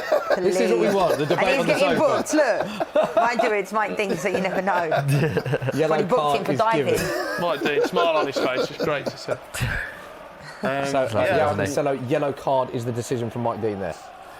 Yeah, I'm pleased with the way they started, but like you said, we started like this in the first half, and people know in games like this, when you're playing big teams, if you don't take the chances you create, whether they're half or not, you tend to end up on the receiving end of something, which we are at the minute, so hopefully it changes. Sean, big double sub. Aguero. Not a bad two names to bring on. Gabriel Jesus, and I think that's Riyad Mahrez. He's just bending down to put his shin pad on, but they were the two. Aguero coming off. Reaction to that? Obviously, it's a surprise, as much as a surprise to me as it is to you guys, but I feel like it's not a bad sub to be able to bring on at that time. Do you know what I mean? You know what you're going to get. He's going to run in behind a lot more. He will create a problem just as much as Aguero does, and I feel like he may open something up. And Bernardo Silva's the other one. With Mahrez coming on, he can get free kicks in dangerous areas through the way he dribbles, so there's another opportunity for creating a set piece there that we could punish him from. I think bringing Mahrez on makes that Jesus substitution more dangerous. I think the way they played against Real Madrid a couple of weeks ago, they were just unplayable almost. I totally agree. Leanne, if you're Aguero though, what is that like as a player? Give us an insight. It's a big game, a derby match, and your number comes up when you're having a good season, you're in a bit of form. How frustrating will that be for him? Yeah, I mean, it is frustrating, especially when sometimes with coaches, sometimes you know when you're going to be coming off because you do, from training. Like they sometimes, like especially in the women's game, they'll, I don't know if they do this in the men's game too much, but they'll switch players in training, and you know when you're not going to get on in the game. So I'll say to my mum or dad, I'm like, I'm not going to get on tomorrow, and they're saying to me, how do you know that? And I'm like, I can tell from training. You know, if you're not in the set pieces at all, if you're not in stuff. But someone like Sergio Aguero, he, for me, is one of the best centre forwards ever in the Premier League, and I don't think he's ever got the PFA Player of the Year, and he never gets in the Team of the Year. And it is astounding to me because he is unbelievable. You know, still kills me now every time I think of when they scored that goal against QPR when we lost the league that day. Like I never forgave him for that, but he's a fantastic, he's a fantastic player. Unbelievable player, isn't he? Yeah, brilliant. But you know, I think I just don't think he gets the credit he deserves. But hopefully, you know, having those kind of players on the bench for Manchester City. I mean, I think hopefully Man United, we might bring on McTominay. Do you think maybe you'll see him to this game? Hopefully, maybe. Oh! I don't think we're going to go this whole Chance game Man 1-0. I don't think it's going to stay No. 1-0. I think if we continue like this, I think City will score. Yeah, they nearly did. Then actually corner whipped in, headed narrowly over the bar. It's worth pointing out actually as well, we did just see shots of Aguero. He was having his part of his leg iced, so whether or strapped. So whether or not it was a slight injury, and Pep's thinking he wants players at 100% fitness on. And of course, Gabriel Jesus is not a bad option to bring off the bench as well. Will, you look like you are deep in thoughts, looking at questions. Just give a reminder to people how they can get in touch with those joining us in the second half, and let's take some questions. Just deciding what to have for tea tonight. No, if you want to get involved, at TFS, at Football Daily, at Soccer AM, just checking up on Twitter from the Fred incident earlier. So one of the sources, one of the broadcasters there said, Premier League rep on Old Trafford said that Fred wasn't a penalty because it was checked in the immediacy. It wasn't checked in the immediacy of the continuation. Do you want to start this again, Will? Yeah, sorry, I can't undo it. That's cleared that up, isn't it? Yeah. Good job you're not doing VAR. I know, yeah. I actually have got a degree, which is math. Well, okay, Will, over to you. It wasn't checked initially. They did check it, but they said there wasn't enough contact. Right. That's So that puts what that I was one. trying to say. There we go. So That's then- Stockley Still, why Park. did he get a yellow For the card? dive, though. I'm not that's the Stockley thing. Park, Sean. I'm not Andre Mariner. I'm happy he got booked, but I'm just Yeah. saying, like, it. Oi. Got away with that. Shoot, Got away with that. Come on, Danny. Go on, Will, any other reaction? Go on, comments? go on, On go the on. game? Zinchenko Go on, go on, got go on. your- Get in the box, Oh, get in the chance box. for United. Good defending. 9 attempts in the game Not for Man there. United, just 3 for Man City in this derby. They need to up that 4 on target on your screen now, only 2 for Man City. The score does remain 1-0 to Man United. Get your questions in, Will. Yes, lots What of are people saying? speaking about Greenwood as well. Obviously, City have rolled the dice, but United may be looking to do that to consolidate this 1-0. Kashanga says, I think Solskjaer is handling Greenwood's play time well. We don't need to overplay him and make him injury prone like a Jack Wilshere. Michael. Jack Wilshere's a very extreme case, though, isn't he? But, I could agree. Yeah. But yeah. Well, I was going to ask you, Leanne, because obviously you came through at a really young age as well, and you played a lot of football for Arsenal at a young age. Like, does having that experience of like coming through in that regard, do you feel like that's where you kind of feel like someone like Mason Greenwood would want to be playing like all the time and might be getting frustrated? Is that something you feel like you benefited from at a young age, was playing a lot of football? Yeah, I mean, I was really lucky because I turned pro when I was 14. So that made my debut for Arsenal when I was 14. So that was amazing against Fulham. Unfortunately, we lost 4-1, but I came on and scored. And, Vic Akers showed a lot of belief in me, and he signed me when I was 9, actually, from Elms in Catford. So, for me, it was like, I was lucky that I didn't have to go play for the reserves, but when I did, I felt like I still played well, but it was always, for me, I felt gutted that I wasn't with the first team, and if I was training with them, they'd be like, oh, you've got to go and play in the under-16s at a tournament in Warwick this weekend, and I'd be like, oh, I want to play with the first team. But for me, I was really lucky. I never got injured until I was 28 a couple of years ago, and I never had injuries, touch wood, growing up and stuff like that. I was always really healthy, and I still am. But, I feel like for me, I loved playing at that age. I loved it, and I can't even imagine what it must feel like, for these young players. I mean, Sean will be able to tell you, playing in the Premier League at that age, it must be an unbelievable feeling for someone like Billy Gilmour. I mean, when Rashford first came into the team, he was going to school. Remember there were those pictures and Rooney, and it must be unbelievable. Because for me, I played in an FA Cup final on the Monday night to go to school the next morning, and I'm thinking we played at Nottingham Forest ground, City ground. I think it was in front of like 28,000 people, which was back in the day, which is really good attendance. And then my mum and dad were always good because they made me go to school. and I liked going to school, but after playing the FA Cup final, I was 16. All the girls went out after the game, and there's me. I'm going home and like going to school the next day, and I was like, oh God, couldn't even like have a drink or anything or celebrate. But I'm glad that my mum and dad made me do that. But all I could think about was football. Yeah, wow, even from that age. Yeah, all the time. From the age of 5, I always knew I wanted to be a professional footballer. Free kick for Man City, by the way. Was it in? That's away. Still No, alive. you're going to score, you know. As much as it pains me to say it, we're on the back. You've got to make a sub, to be honest. And it is, the danger has been cleared. Can't hold on for 25 minutes. Price boost we can give you on our screen now, courtesy of our friends at Sky. But we saw Gabriel Jesus coming on very recently to score the second goal. You could have got 5-1 on that. You now get 7-1. Don't forget, you must be 18 plus. Full terms and conditions apply. There we go. Right, City still with the ball, actually, whipping it across. Good start to the second half for Man City. Leanne, let's talk about your career a little bit more, because you won quite a few trophies, it's fair to say, didn't you? Quite a few trophies in Italy, England. Where was your sort of career highlight, would you say, if you had to pick one moment? Was it winning the trophy at a young age? Was it going abroad and winning the trophy? If there's one moment you have to pick as a standout, what would you say it was? Winning the Champions League with Arsenal. That was in 2007, we won the quadruple. Wow. We won everything, and I was only 17. And that was an amazing feeling. But I've been, when I say really lucky, I mean, I think winning is a habit, you know, and you don't just win, it's not by luck. And luckily, I've won everywhere I've been to. At Juventus, we just won the double. When I left there in July. In America, I've won a national championship. And my only, you know, for me, winning the bronze medal with England in 2015 was great. But, you know, for me, I wanted to win the gold. I wanted to come first. We all did. But, you know, I think that's the difference between America and England. They celebrate coming first. And we kind of... Really? That's interesting. Their manager, like...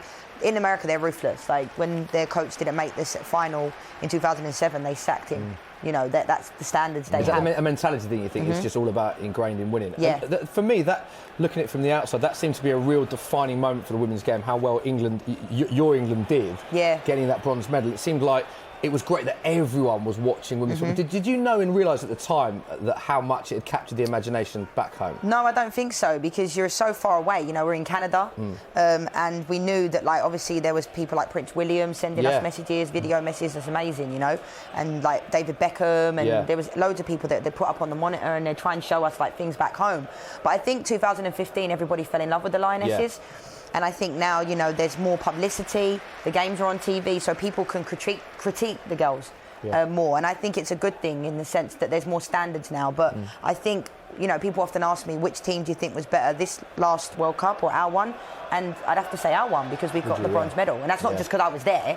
You know, I'm not saying, my team's better. But England close again, weren't they? Yeah. They were close both times. Yes. It was like, I feel like watching it as an England fan, men's, women's, any era, it's just never get that bit of luck that you want. Do you know what I mean? Yeah, I know. It felt like that watching the recent Women's World Cup. I don't know how you felt with that, but just a lot of decisions didn't really go their way, did they? I know. Yeah, I know. It's a hard one, because in 2015, I mean, I'm sure you will remember when Japan, we scored that own goal. Yeah. And I mean, it was one of those things you couldn't do it again if you tried. Freak own goal, wasn't it? Completely freak. So, you know, but I think hopefully the girls have got another game today and they can get the win. And yeah, She Believes Cup. Yeah. How do you think they'll get on? Japan as well. Well, we got to win. I mean, the performance the other day wasn't good enough. It wasn't, and you know, I think we know that, you know. And when I say we, I think sometimes in the England setup, you kind of, there's too much, like there's not enough critique. And unless we want to be, we need to be better, and we need to say, you know, it's not good enough, as opposed to like the girls are saying, oh well, it was unlucky and all that. But America, I mean, Carly Lloyd's 37 years old and she's the best player on the pitch. And since you said that twice now, that the difference in the mindset in America, that we need to be more ruthless, you need to critique more, we need to first place as the achievement. You think that's really important, that we need to be more honest in the assessment of England? Yeah, I mean, I think Phil Neville is going to have a hard time if he keeps tinkering with the team and we don't win. Right. You know, like, it's great having young players coming in, but the Americans play their best team every single game. They play their best 11. And they've got amazing strength. They've got their strongest team, because I think we've now lost 5 of the last 9, I think it is. And that's not good. You know, that's not good. So we can look at the development, but you need to get results. And Phil needs to get results. Did you notice that at a club level as well when you were playing out in America, just like the mentality even on a day-to-day basis from like training? Yeah, I think for me, like, for me personally, people often say to me, you know, why don't you come back and play in England? And I just find that when I play in England, people don't really want me to be successful. Right. And that's how I honestly feel. Like, I feel like kind of a bit like people are threatened. Whereas when I'm in America, I think my teammates like having me on their team. You know, Okay. and they're like, you know, we can be great together. Just because I think I'm a good player doesn't mean I think you're bad. Does that make sense? Yeah. So I Is that feel more of like you know, a British mentality thing, like, or like a group thing? You don't, individuality is almost like. Oh, Chelsea United. Daniel. Daniel He's got James a pass punched in. behind for a corner. He's got to pass that though. Corner for Man United. He's kind of done the same thing Right. Martial did to him, didn't he? In Yeah, the first similar. half, Martial Amazing. done the same thing. That's a great ball. He's been good the second half though. Like in terms of his dribbling, carrying the ball. Just Yeah, just the that's end product brilliant hasn't been good. I mean, he's got to pass that. Yeah. Again, Fernandes. Yeah. He's in a great that's the spot. pass that the Look at that, cutback was on. He's if not he a could do it. coincidence. He's always open. Punch behind for Edison, corner Man United. Suddenly we're at 70 minutes. Feels like the last 10 minutes has flown by. 20 minutes. proper. Yeah. Corner for Man United. Will this be the moment they extend the lead? Mikey McCubbin, Bruno Fernandes. We've got Harry Harry Maguire Maguire. had, I think. Harry Maguire. Maguire. Both at the same Now time. we have someone that can beat Ball the whipped front in. post. Harry Maguire! Harry Maguire! Nearly there, You man. didn't say score, so you're right. I think we just needed to believe a little bit more and it would have happened, but it wasn't great, was it? But No.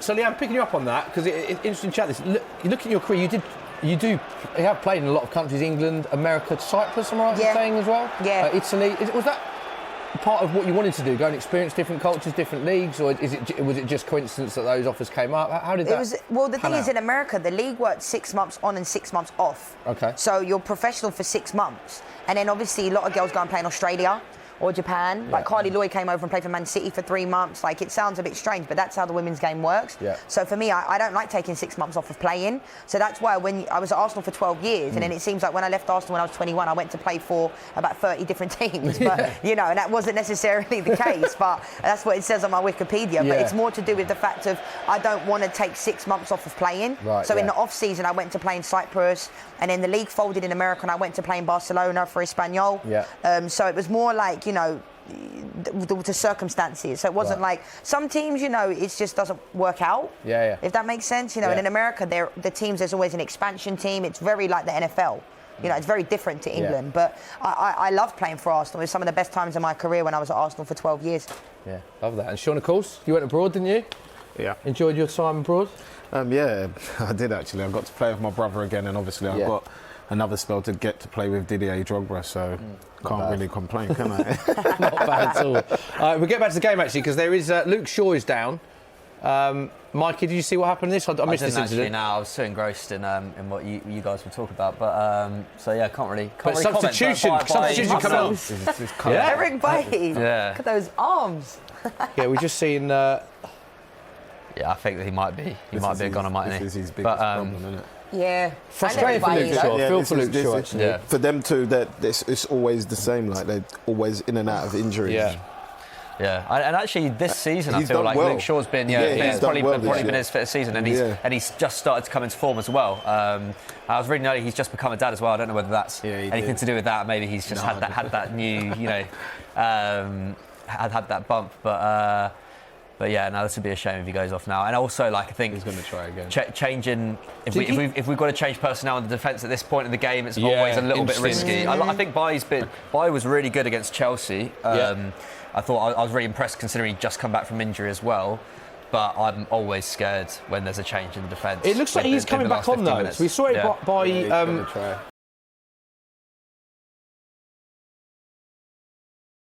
On the A bit like you.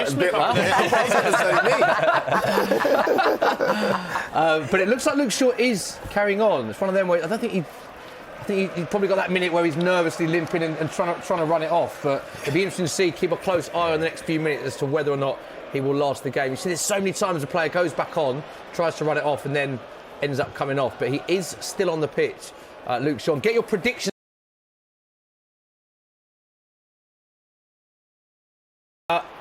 Did anyone say 1-0? Still. Anyone say 1-0? No one said 1-0. I said 1-0, yeah. Go on, Will, what you got with us? What are people saying? Yes, people getting their questions in thick and fast. One here from Gaturo. He says, will this sort of performance give United a boost going into next season? It feels like United might be one or two intelligent, high-profile signings away from being formidable. Sean? Yeah, to be honest, I can see that. I think a bit like Leanne said earlier in the show, a few experienced players that are in the elite category. I feel like it could change a lot for Man United. Chance for City! Jesus! Sean, come on! Still in play. It's still in play, Sean. Save! Yes. That should have been a goal. That should have been a goal. Sean, this is tough for you to watch, isn't it? You were confident 15 minutes of before. madness. There's 15 minutes left. You're still 1-0 down. It was another chance gone begging. Turn. How did he miss that? It's a great ball from Mahrez. Yeah. Sterling's little legs, isn't it? Yeah, he's not as tall as me, that's why. So it's still 1-0, and interestingly, Man United looking to become just the third side ever To do the double. to do. Yeah, Sean knows what I'm about to say. To do the league double over a Pep Guardiola side after Chelsea in 16-17, and the other one was Wolves this season. And if Won you count both league games the League Cup away over as well. Man City. Sorry, Triple, yeah, is it? Triple. We got to make a substitution if we want that to be the case, though, in my opinion. Who I don't do you think- bring on? Who do you bring off, Leanne? What would you like to see happen? I want to see Igalo come on, and I want to Yeah. see Mason Greenwood, Be great to see a Gala score, wouldn't it? He'd because I think absolutely he's love full of it. confidence. Yeah. Cheers, guys. 2 good goals I love against how we're all Derby. Man United fans in here. You got to root for the underdog there, don't you? So like, that's what it is. Just want to see a Champions League fight. Hey, Just want to see a Champions League fight because what? United pushing versus Chelsea. City? United pushing Chelsea. Oh right, of course, yeah, true. I think regardless of the results today, I think it will come pretty close towards the end of the season. I feel like Arsenal might kick into gear as well. Maybe not push for top 4, but definitely push for top 6. But I think Wolves as well, like you were saying before, Sean. Like I think I would maybe back Wolves, Sheffield United as well. But I think Wolves. Maybe just because they've got a few more star players. Yeah, I think that'll be dependent on the Europa League, I feel, how far they go in that. Because well, the interesting thing, I was looking at Wolves' squad. They've got a good squad, but they've almost played the same 14 players in every single game. They've been very fortunate with lack of injuries, but I feel like the longer they progress, playing Thursday nights as well, whether that'll have an effect on them in the league, although they do look good in the Europa League as well, so that might be another way for them to get Champions League football. We're just looking at replay of that. Another David De Gea save. He's looked in good form today, David De Gea as well, actually. He made a few very good saves. Double substitution for Manchester United. Thoughts on this double sub, McCubbin? Who's coming off? I'm happy that McTominay's coming on. Okay, interesting. Okay, so Luke Shaw's going to go to left wing back, I guess. By the way, Mendy's come on for Zinchenko as well. There's a lot going on. Mendy has come on for Zinchenko. Martial's coming off for McTominay. Brandon Williams is one that's coming off. Is it Anthony Martial the other? You changed them. And it looks like Scott McTominay. I don't like that. And Eric Bailly, I believe, are the two. Yes, it is. Confirmation. Bailly and McTominay on for Martial and Williams. Leanne, I'd like you to explain what formation and who's playing where now. I think it'll still be the same formation for me. I feel like Bailly will just go in Luke Shaw's place and Luke Shaw will revert to wing back. But for me, it's just a risky sub as he just went down injured and they were just about to sub him for the injury. Yeah, they were just about to sub Luke Shaw. Yeah, to leave him on. Is that a risk? It's a chance I think he's taking. The other important point, with this is that should the result stay the same, so if Man United get all 3 points today, and Liverpool win their next 2 games, Liverpool would have won the league by the time they play Man City, which means Man City would do a guard of honour at the Etihad for Liverpool. Why does it always work out like that? It always works out like that, doesn't it? Quite depressing. Sean, Pep's quite gracious. what are your thoughts on if that happens? It is an if at this stage, but it's... As a player, as much as you want to respect the other team that's done so well, it's still hard to take that. Did you You get have a to guard give of them. honour at Chelsea? Yes, there was Who one gave you the guard of honour? No, I can't actually remember. Can't remember. No, I think Chelsea gave United one once in 2008, maybe. That's when they And played Arsenal and Man United. The famous one for me was the famous one for me was the Van Persie one. Yeah, that's I don't know. Like, I think it's good, obviously, to have respect, but I just don't know if that should be a thing. Yeah, Guard I of don't honour. know. It's a little bit I just don't know who really wants to do it. Like, whose idea is that? Yeah, because the United one, Chrissy Eagles was walking out as part of the United team, and he was a good player, but he hadn't done much that season, and he was getting a guard of honour. Chris Eagles? Yeah, for United. So It's just hard to take, innit? Like, you know what I mean? Especially for a Man City fan as well. Like, Yeah. A player's just as bad, but... Can you imagine if it was at Old Trafford and it was Liverpool and they came to Old Trafford and the Man United players had to stand there? See, with Solskjaer, I don't think he'd do it. I think that's why the Do you know Van what I mean? Persie thing is ingrained in everyone's memory as the most famous one, because it was from Arsenal to Man United, and it was at the Emirates, I believe, as well. It was at the Emirates. I don't think the Arsenal fans particularly enjoyed that moment. Sean, winning the Premier League as well, is that your... Spoken about Leanne's career highlight, was that the stand-up moment for you? Winning the Premier you League? know what? I think my stand-up moment in my career was the first time I put the England shirt on. Okay. I feel like as Proud a kid, once I knew I could become a footballer, that would have been like my greatest achievement, was to represent my club and my country. Sorry. Yeah. So I feel for me it would have been my England debut. Love that. You actually, I was looking at your Wikipedia the other day, Sean. I realised my first time watching England at Wembley, you scored the opener. I think it was There you go. his first game. Go get the programme. We'll get him to sign it for you. I don't know where it is now. Get the programme. But I was right in the top. I think I was in the the top back Throwing seats. planes. But yeah, got a great view. So yeah. There we go. Always Fond be in memories my of that memories goal, as well. Sean? Yeah. Does that make it long, Sean? Didn't score that many for England, but they all counted. So I was happy I got the chance to do it. Basically, it's not every, especially back then playing Yeah, I was behind gonna say like the your era Becks and your Scholes. You know what I mean? It was a hard task to get into the squad. So I waited my time and I got in. Hopefully, I did well enough. So I think that brings me perfectly on to the next question. You mentioned some of the players there. You played in a very good era of England players. Who was the standout player in the England squad? All those players combined. Who was the one that lit up training the most? Stevie G. Stevie G. Yeah, for me, I think he's just incredible. I think as a midfielder, he had everything, and he wasn't just nice on the ball. He had the nasty side to him as well. So when games did get tough, he could hang with the best, basically, and his quality just shown all the time. And that's one person I was gutted for that didn't manage to win the Premier League. Best player never to win the Premier League, do you think, Steven Gerrard? Yeah, I would say that. For me, definitely. I think with all the guests we've had on Football Station, we've had some brilliant guests over this year and last season as well. I think Steven Gerrard's name, I would say, has been the most common answer of best player that you've played alongside. So many players, so good, man. ex-pros, have him. Obviously, Lamps, Scholes, there's been so many, but the amount of players that say that, Steven Gerrard, and complete player comes up a lot with him. As a midfielder, very, very complete. He did, like I said, all the nasty stuff as well, and the stuff that you don't want him to do, he managed to do it. Like, he'll leave a bit on somebody in a nice, clever way, do you know what I mean? So I think he was just great. He scored important goals and normal goals, you know what I mean? Sorry, Sean, just look at these stats, which I want to get your thoughts on. 73% possession, Manchester City. We've just seen some of the Man United's at 643 passes compared to Man United's 237. Look at those stats. That's higher than Barcelona. That is ticky-tacky football. 643, that's got to be a higher... But we saw the chances before then. Man United having more chances, Man United winning the game. Will this be very frustrating for Pep to take if it remains 1-0, having seen those? Because I think we probably knew that they would dominate possession. Is that a fair thing to say, the way that City play? Great challenge. Great challenge. Yeah, I can agree with that. I think the players will be frustrated in themselves because even though Man United have had more chances, Man City has still created chances to take something from it, and they just haven't done. And if you look at last season, nearly every chance that they created ended up as a goal, and I think that's been the biggest difference this year compared to last year. Chance to City, Oh, did he get there? Penalty! I mean, it looks like he's running in sand. Yeah. Mike Dean signals for a corner. There's a half chance for a penalty. 50-50 tackle. To get to the ball. I need to see the replay. Sean, penalty for you, yes or no? I'm going to say yes anyway. Oh no, that's a great challenge. I don't think it was Maguire. Yeah, Wan-Bissaka, right? Yeah, that's It's almost like Bissaka Maguire simultaneous challenge. Corner. Corner. Another corner for Man City, whipped in, and it is cleared again. Only half cleared though. Still in the ball. Still in the box. I just don't know why Mason Greenwood hasn't come on as well.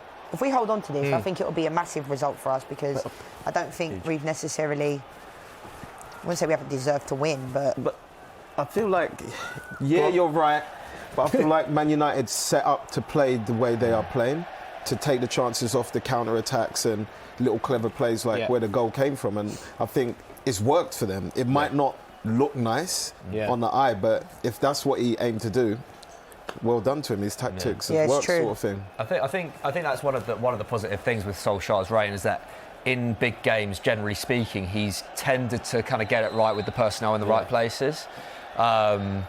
And yeah, like you're saying today, yeah, it hasn't looked great at all. Especially the second half, we've sat very, very deep. But I think like Danny James has carried the ball very well in the second half. He's got a pretty impossible task in his hands now. But yeah. But like I say, yeah, I think it probably has been more even. I think when you look at like expected goals afterwards, especially with that chance that we saw like 10 minutes ago, it'll probably be a bit more even.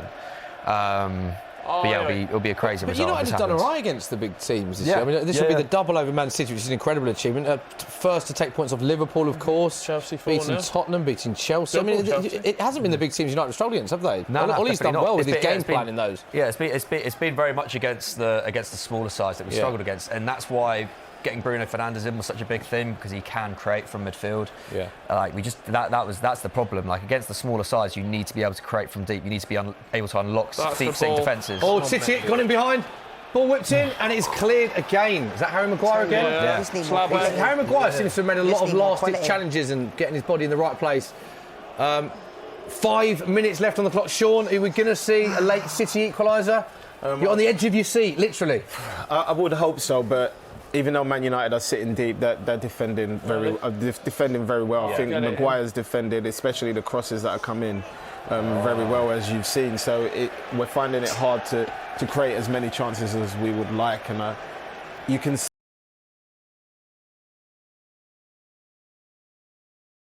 that player will just create a chance from nothing, basically. Even David Silva, you'd have thought he'd have bought on as well. Yeah, true. But that. Igalo. Leanne, you started smiling as soon as you saw Odion Igalo looking like he's about to come on. Yeah, I like him. I mean, I know a lot of people are a little bit confused why we got him, but it totally makes sense to me. I mean, obviously he used to be at Watford, but so people are like, well, why would we get somebody that played, no disrespect to Watford, but it's Manchester United? Yeah. But I think he's shown that he wants to be at Man United. I think he's a Manchester United fan, and when he plays, he wears his heart on his sleeve, and I think we miss that sometimes. Yeah. And he has actually got quality about him. Like, he's not like he just is a Man United fan running around like a headless chicken. He actually has, a lot about it's like he has actually got a bit about him. So, but I mean, I think if Manchester City just had a bit of quality, bit more quality, I think they would have tied this game up. So but nice. I think Sean was right though. Well done, Bruno. So they need him now. The 87th minute is still Man United 1, Man City 0. Are we going to see a late equaliser? Get your thoughts in on the stream. Let's go to you, Will. Yes. Let's get people's predictions as well. Yes, lots of predictions coming in thick and fast. One player we wanted to speak about after yesterday, we haven't spoken much about Liverpool today, but Mo Salah getting his 20th goal. He's got 20 goals this season for the last 3 seasons. 3 seasons, isn't it? Yeah. 100 Premier League appearances, 70 goals. We spoke about Aguero being underrated. But ever since Salah seemed to get, 30, 40 goals a season, we've sort of gone slightly under the radar a bit, Sean. Would you say he's underrated? I wouldn't say he's underrated. I think he gets all the accolades that he's given through his performances. I wouldn't say anybody's ever said that, I'm not sure about Salah. Since he's come back, everyone's spoke nothing but highly of him. I think the difference between him and Serge is that it's hard for foreigners to come in and hit the ground running. And I feel like Aguero's done it from day dot till here. And he's had maybe 3 or 4 injuries through the season, and he's still been up there winning golden boots. And that's something really hard to do.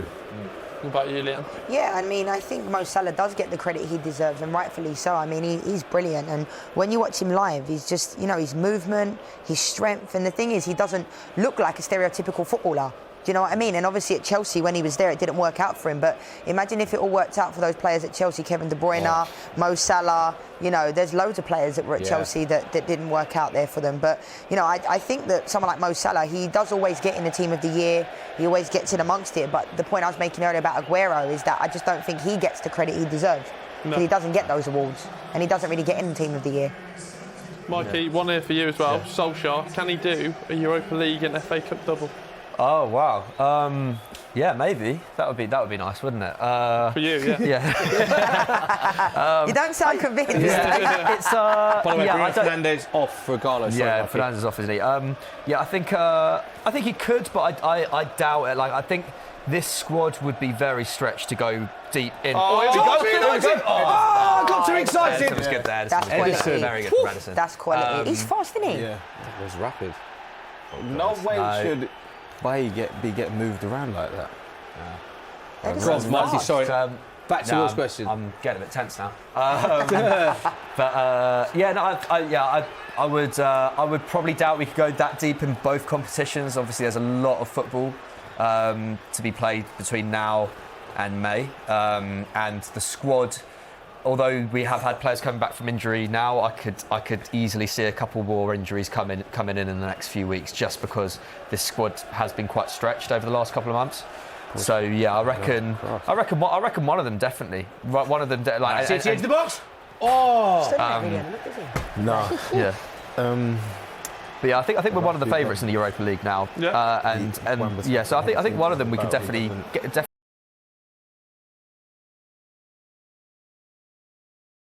5 minutes of additional time, Sean. 5 minutes. 5 minutes. Yeah, you're not happy. We're the new Man United. Yeah, come on, this is your chance. What a touch. Your good friend Sean is next to you doing 1-0. You've enjoyed this game so far. Are you going to cling on for all 3 points? I hope so. I mean, that clock seems to be getting slower and slower. From the 65th minute, it seems to have just been ticking along. And this is Sir Alex Ferguson time right now. So I'm hoping that we can hold on. And then Ole Gunnar Solskjaer's substitutions won't seem that bad. Yeah, Sean, facing the prospect of a league defeat, a league double defeat to your biggest rivals, Man United, if it remains 1-0. I think all of us will be gutted, to be honest with you. Got your tissues?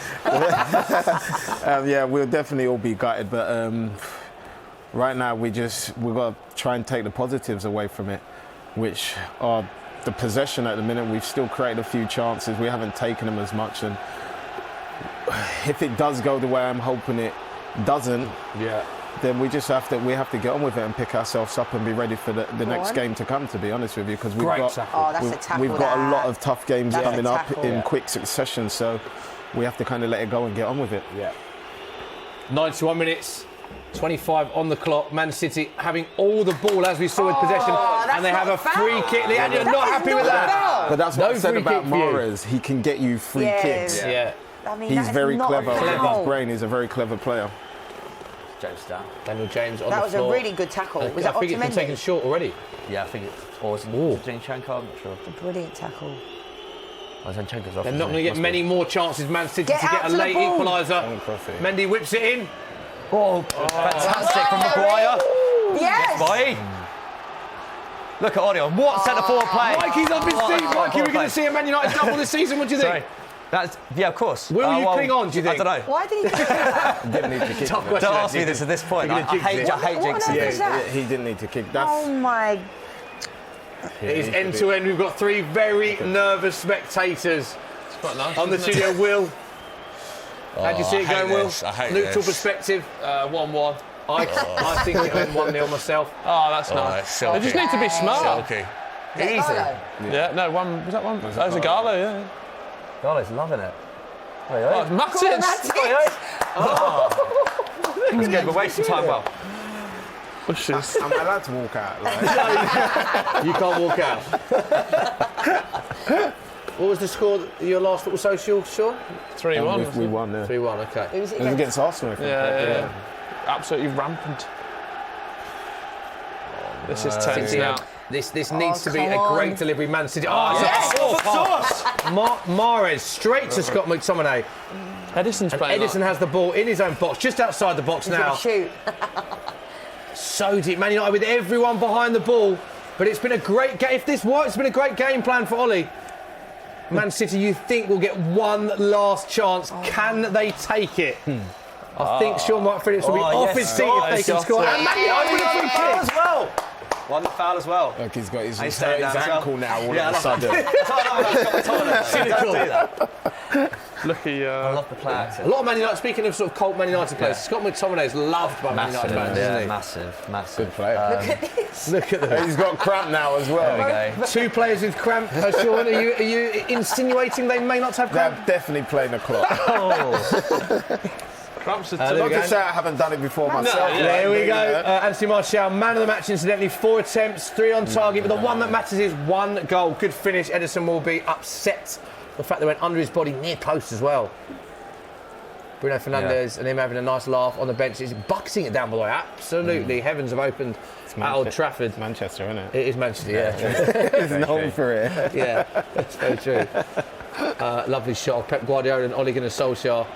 Both looking nervously on for different reasons. Mike is. Just a matter of time before they blow the whistle now, isn't it? Well, hopefully. But there'll be at least 30 seconds for this, though. Another stoppage.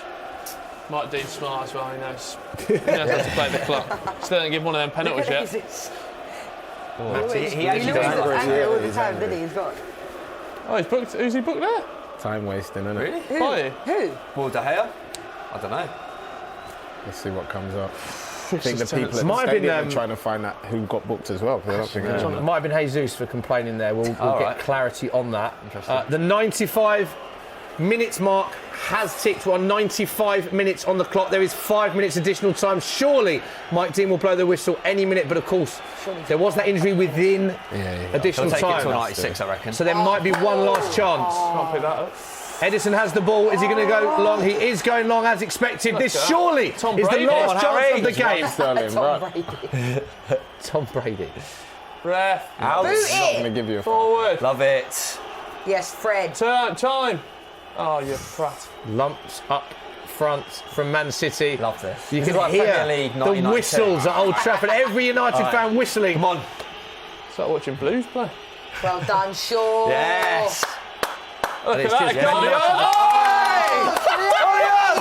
just- Mikey McCubbin's off his seat. Why? Got to be more in the corner. Edison goes on. The game is still going. naive. Oh, tell you what.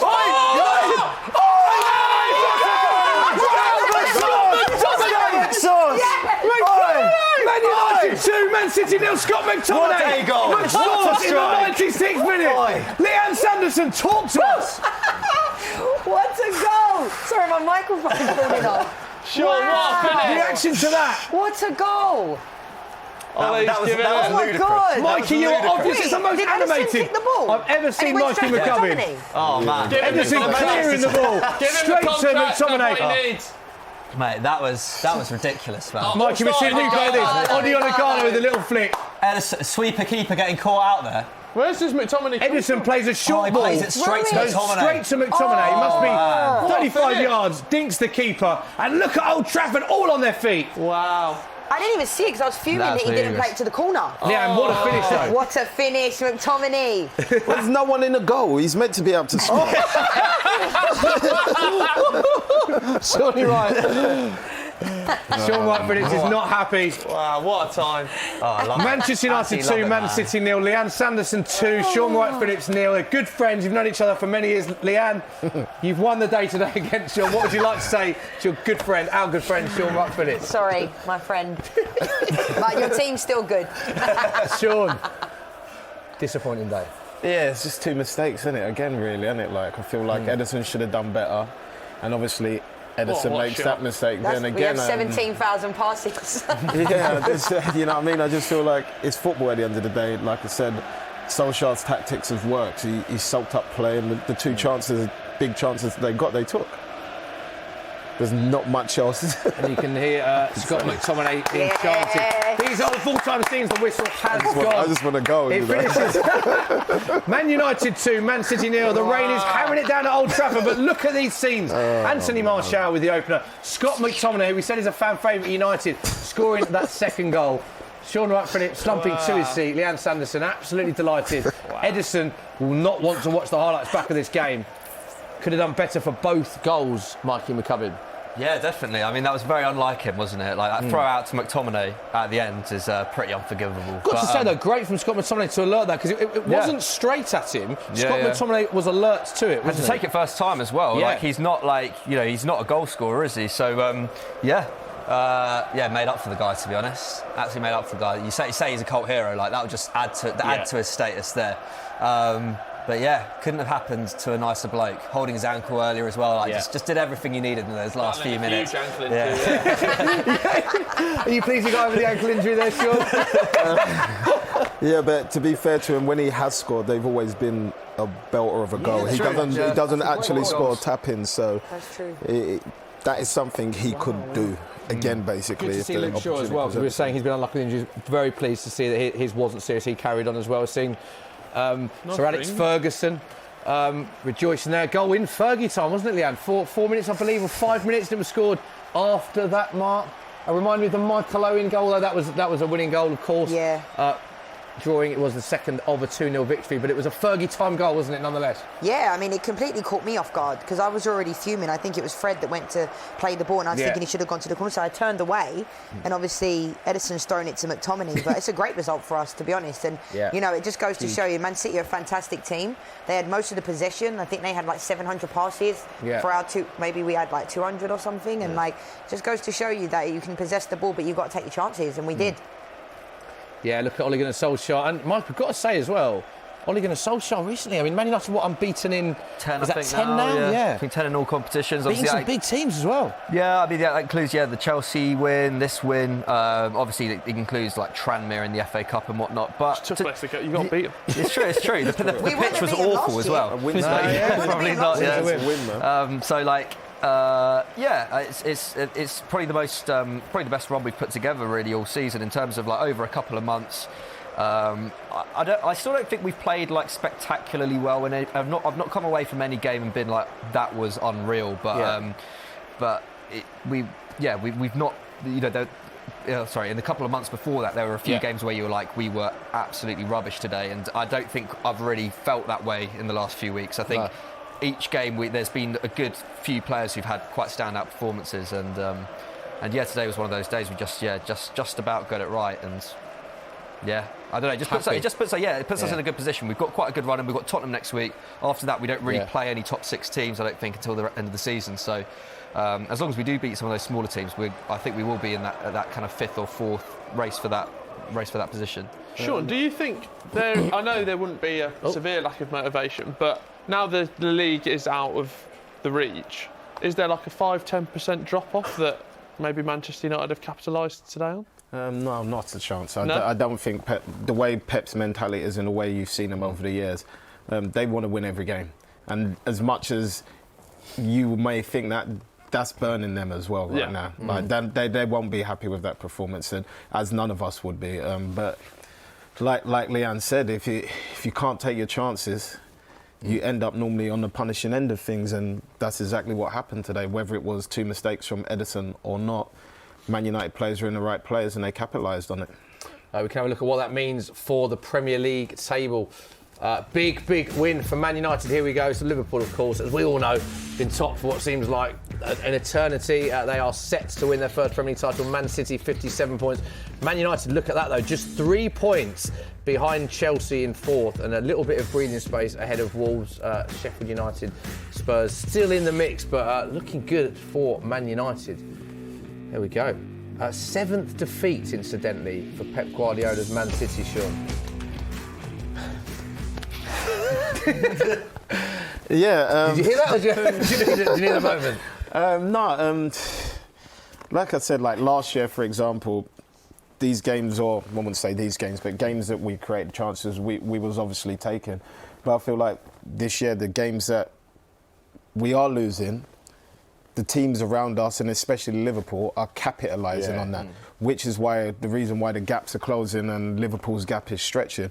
Whereas last year, you drop a point here or there, we managed to get away with it and extend the gap basically. But it's a hard one because you have to give credit where credit due. Liverpool's just been unbelievable this year. Yeah. They've just been heads above everybody in the league. But as for the teams around, it could have been a lot closer if they had picked up the points when we're dropping points. But luckily, we're in a not a safe position. We've still got to win games to stay there, but we're in a good position to focus on the next games. We kind of have to just drop our hands now, and pick our heads up, and get on with it. Because I think this Wednesday we got Arsenal. Yeah, rearrange game. And then we got, I think it's Newcastle, and then we've got Real Madrid. You know what I mean? So there's some tough games coming up. Yeah, big 10 days. As much as this is going to burn them, that was the best thing about playing football. And at the end of the day, like especially when the games come quick and fast, you have to get out your system, and you got a chance to bounce back quicker rather than it being there for like 7 to 10 days sort of thing. Still can be a great season for Man City though. I mean, Champions League, FA Cup, they've already won the Carabao Cup. I mean, it can still be a successful season for Man City. Yeah, definitely. We're still in the race to win the treble. And I was speaking to someone the other day, and if we win the treble and Liverpool win the league, who's had the better season? So there's still a lot to play for. True. Yeah. And what was from that conversation? You'd say Man City. Innit? Of course. You'd agree with that, though, wouldn't you? If Man City won 3 trophies. But if you class it on trophies, no matter how well Liverpool's done. It's because Liverpool haven't won it. Yeah. So it's like for so long. World Club Cup, though, sure. World Club Cup. Club World Cup. Club World Cup. UEFA Super Cup as well. World Super Cup. What? Easy for you to say, Will. Oh, the Cup's a club. That's the treble for Liverpool. As Man United fans, I heard you say like he might not be like your long-term aspect as a manager, but for me, I feel like the more time he has, you can see he's getting better and better. He hasn't been that manager that's gone out and bought like loads of different players. He always tries to get 1 or 2 here, and which for me is a great thing, especially to do as a team, because you can see he's not trying to change much. He's trying to add to what he's already got and make it better. And I feel like, given time, he could possibly not. It's hard to match Fergie, but Fergie got time, and look what that gave Man United. Are they willing to do the same thing with Solskjaer? I think personally they should. You think he's the right fit? Yeah. I think they will. I think he's got the club down to a T. He knows the club inside and outside. I think everybody respects him, even the players that he brings in. And I feel like that's a good base to start with. I feel like this year is his test out. In summer, he gets to most probably buy a few more players depending on where he finishes. And next year could be completely different for United. And then everybody's going to stop talking about, should Solskjaer go? I think they should give him another full season, me personally. I think he will get given time as well, Man United. I think the recent turn of events, I think he will get given a bit of time. Mike, you'll be delighted to know we can hear from Scott McTominay. Great. Now, here's what he had to say at the end of the game. What a wonderful moment. How beautiful did that feel? Yeah, obviously that was such a sweet moment, especially in the game where we could have done with another goal early on to finish the game, but no, credit to the boys who were top draw today. We had a sticky first 15-20 minutes, but you see how much it means to the boys winning the derby again. So that's 3 times this year, but we have to keep going. It's a game where we have to take confidence from, but the coming weeks we have to really go for some proper results and keep this run going. It was a lovely finish, instinctive. Did it just fall right for you? Yeah, I read the goalkeeper, so you sort of give yourself half a chance because they're obviously rushing. And you get there before Mendy, so obviously it's such a beautiful feeling in front of our fans in like the last 9 minutes. So no, can't get too carried away, but we've got to keep going and obviously keep pushing for Champions League. It seemed to have cranked up a notch or two. What did you make of the atmosphere today? Yeah, it's special. Every game at Old Trafford is special, but these games, your Liverpools, your Arsenals, your Man Cities, they're very, very special atmospheres, and it's a credit to all these fans through the thick and the thin of this football club. They're there every week, and it's a real credit, because it's special, and obviously for me it means a lot. Even fans just singing your name, 1 or 2 people, never mind the whole Sheffield end in the Old Trafford. So no, it's beautiful. Is there a newfound resilience, a newfound belief about Manchester United right now? Yeah, you can see with the run of games that we've been on. Obviously, I've been injured for 2 months, and in myself being injured, I was desperate to get back because I can see the progression of the team, and just to come on and help the boys today was a pleasure. And obviously, I'm fighting for my place. Everybody in this team is not guaranteed a starting spot, and everybody has to keep working every week. So for me, that's one of the most important things. Keep humble, keep your feet on the ground, and keep pushing forwards. We've won a game today, fantastic, but it's the next one, and the next one after that. How much more special was the fact it was against your neighbours, your rivals? Yeah, beautiful. Yeah, I know some City fans well, 1 or 2, so it'd be good to rub that one in the face as well. Well done. Top man, thank you very much. I love the honesty there. I know 1 or 2 City fans. The other thing I took from that interview as well was you could overhear the players in the background, the fans. Big result, and you can tell how much it means to that football club, that result. Yeah, it's a massive result for us, and I just would never have thought we were going to win this game 2-0. But like I said before the game, I was really excited about this one, and sometimes I get really, really nervous because I told you before I'm a nutter when it comes to Man United. But, you know, like today I felt more excited for the game than I had for a while in this derby, because I always expect City to beat us because they just have better players. And they do seem to play better together than we had in the past. But I think last 6 or 7 games, like, we've just come alive. Scott McTominay. Go on, thoughts on his thoughts there. He's going to give a bit of banter to some City fans. The boy can do no wrong, can he? So, like, fair play. You know, good luck to him. Hey, I hope the banter's good tonight. I'm sure it will be. So, Will, what are people saying before we end the show? Well, it's very much eyes onto that race for top 4 now. Leanne, I wanted to get your thoughts. I don't know if it's good or bad for Man United. They've got Tottenham away next, which, I mean, under the current Spurs form, which is terrible, could be one. We haven't even discussed that today. They've got no, we haven't, have we? After that, they've got Brighton, Bournemouth, Aston Villa, Southampton, Crystal Palace, West Ham, and then they finish with Leicester. So it's, in terms of running, pretty favourable. So your thoughts on all of those fixtures, Leanne? Yeah, tell me the individual scores. Basically, after Tottenham, though, it's the bottom half of the table for them to play. Yeah, but as we've seen, you know, we don't do that great against the bottom half of the table. Like, we do well against the top teams, so we just need to stay concentrated and play like we did today and be composed and have the right, you know. The team selection is a big deal because, you know, in the 65th minute when Solskjaer made those subs, I was a bit like, oh, why are we making these subs?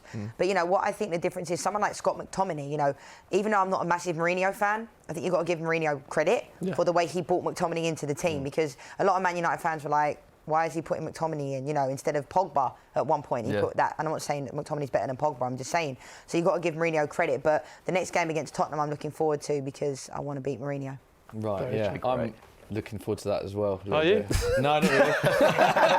No, I mean, you have to favour Man United on current form, but like the old cliche, it's a game of football, anything can happen. But I think, no, United have obviously, I've been very impressed actually watching Man United in the recent. There's 10 games unbeaten in all competitions, but their game plan and how they've set up in certain games, because I think we knew that Man City would dominate possession and passing, but I think you've got to give Ollie a lot of credit for the way they've set up in a lot of these big games and the results that they've had.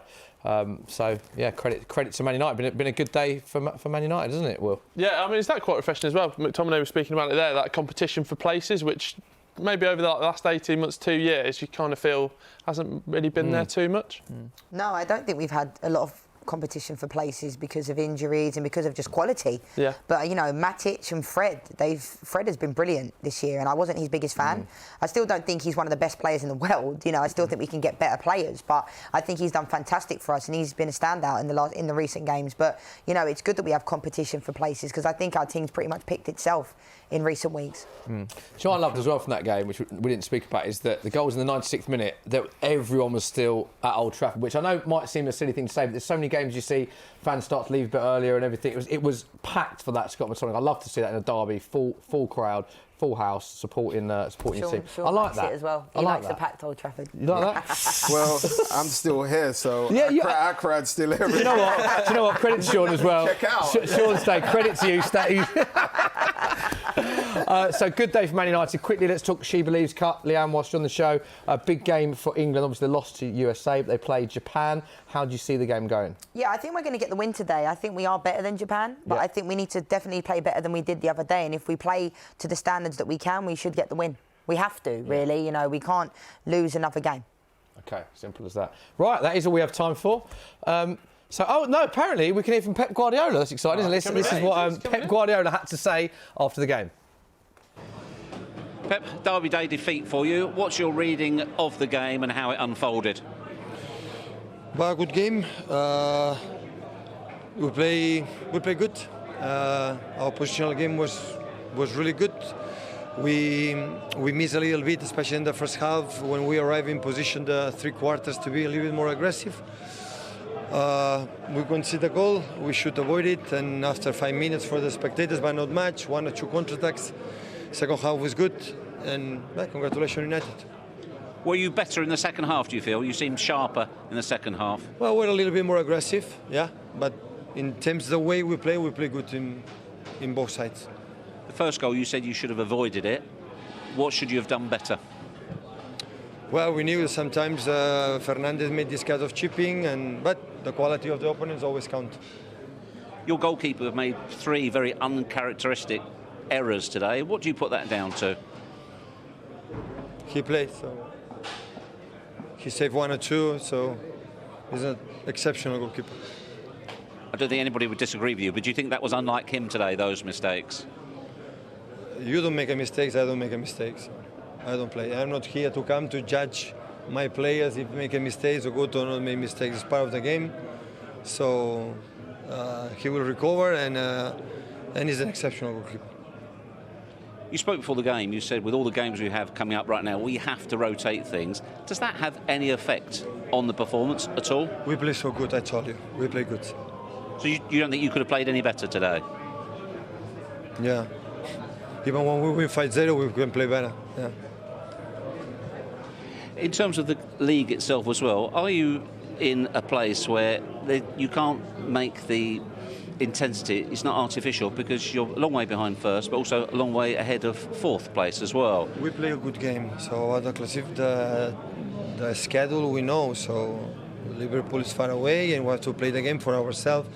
For we thought about today and we did it. Okay, Pep, thank you. You're very welcome.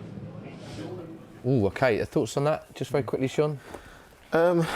Yeah, from what I saw, it sounded like he didn't understand some of it. But for me, he's 100% back in his team. And like he said, everybody makes mistakes. And Ederson very rarely makes them. So to him, it's cool. He's allowed to make mistakes, which is totally fine.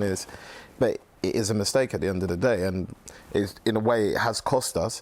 But it's something you don't really see from him. So it's fine, I suppose, that's saying. Yeah. That's the gist I've got from the interview. Yeah. OK, that is all we have time for, unfortunately, but a few things for you to look forward to. Don't forget, Premier League goals. Head over to Sky Sports Football YouTube channel. You get highlights of every single Premier League game this season for free. Click like, click subscribe, as well as a host of interviews, a lot of Premier League faces on there. So head over to there after the show, of course. And we'll be back on Wednesday. Man City against Arsenal. Premier League fixture, of course, and of course Liverpool Atletico round of 16, second leg. Liverpool trailing 1-0. 7:30 Soccer and Football Daily's YouTube channel. Some great guests alongside us as well. Big thank you to Will Brazier, to Mikey McCubbin, Sean Mark Phillips, and Leanne Sanderson. Brilliant debut as well. Love to get you all back on the show very soon. We'll leave you with our best bits. Have a great weekend. Bye bye. Is this going to be amicable? If one of your teams takes an early lead, is this going to be an amicable day, do you think? Let's see how it goes. I love that. Too much, so... He was also carrying us for a long time as well. Was, yeah. Like, literally, Rashford was the only player. Yeah. But this is the problem, though. That's what why is that his back? A lot of people say that. KDB or Paul Pogba, who'd you pick? Kevin De Bruyne. Mikey? I mean, yeah, based on the last couple of years, Kevin De Bruyne. First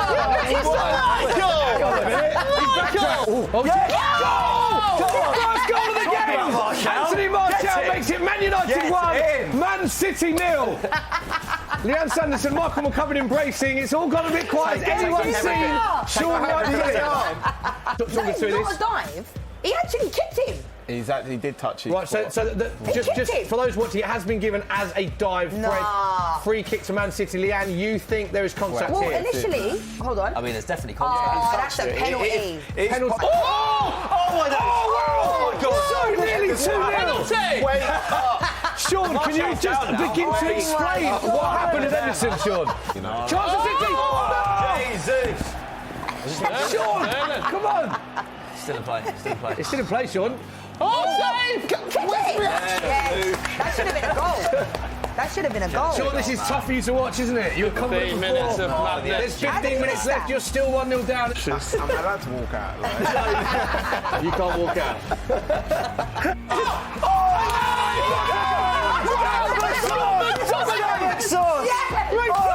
Man United 2, Man City 0. Scott McTominay. Good sport in the 96th minute.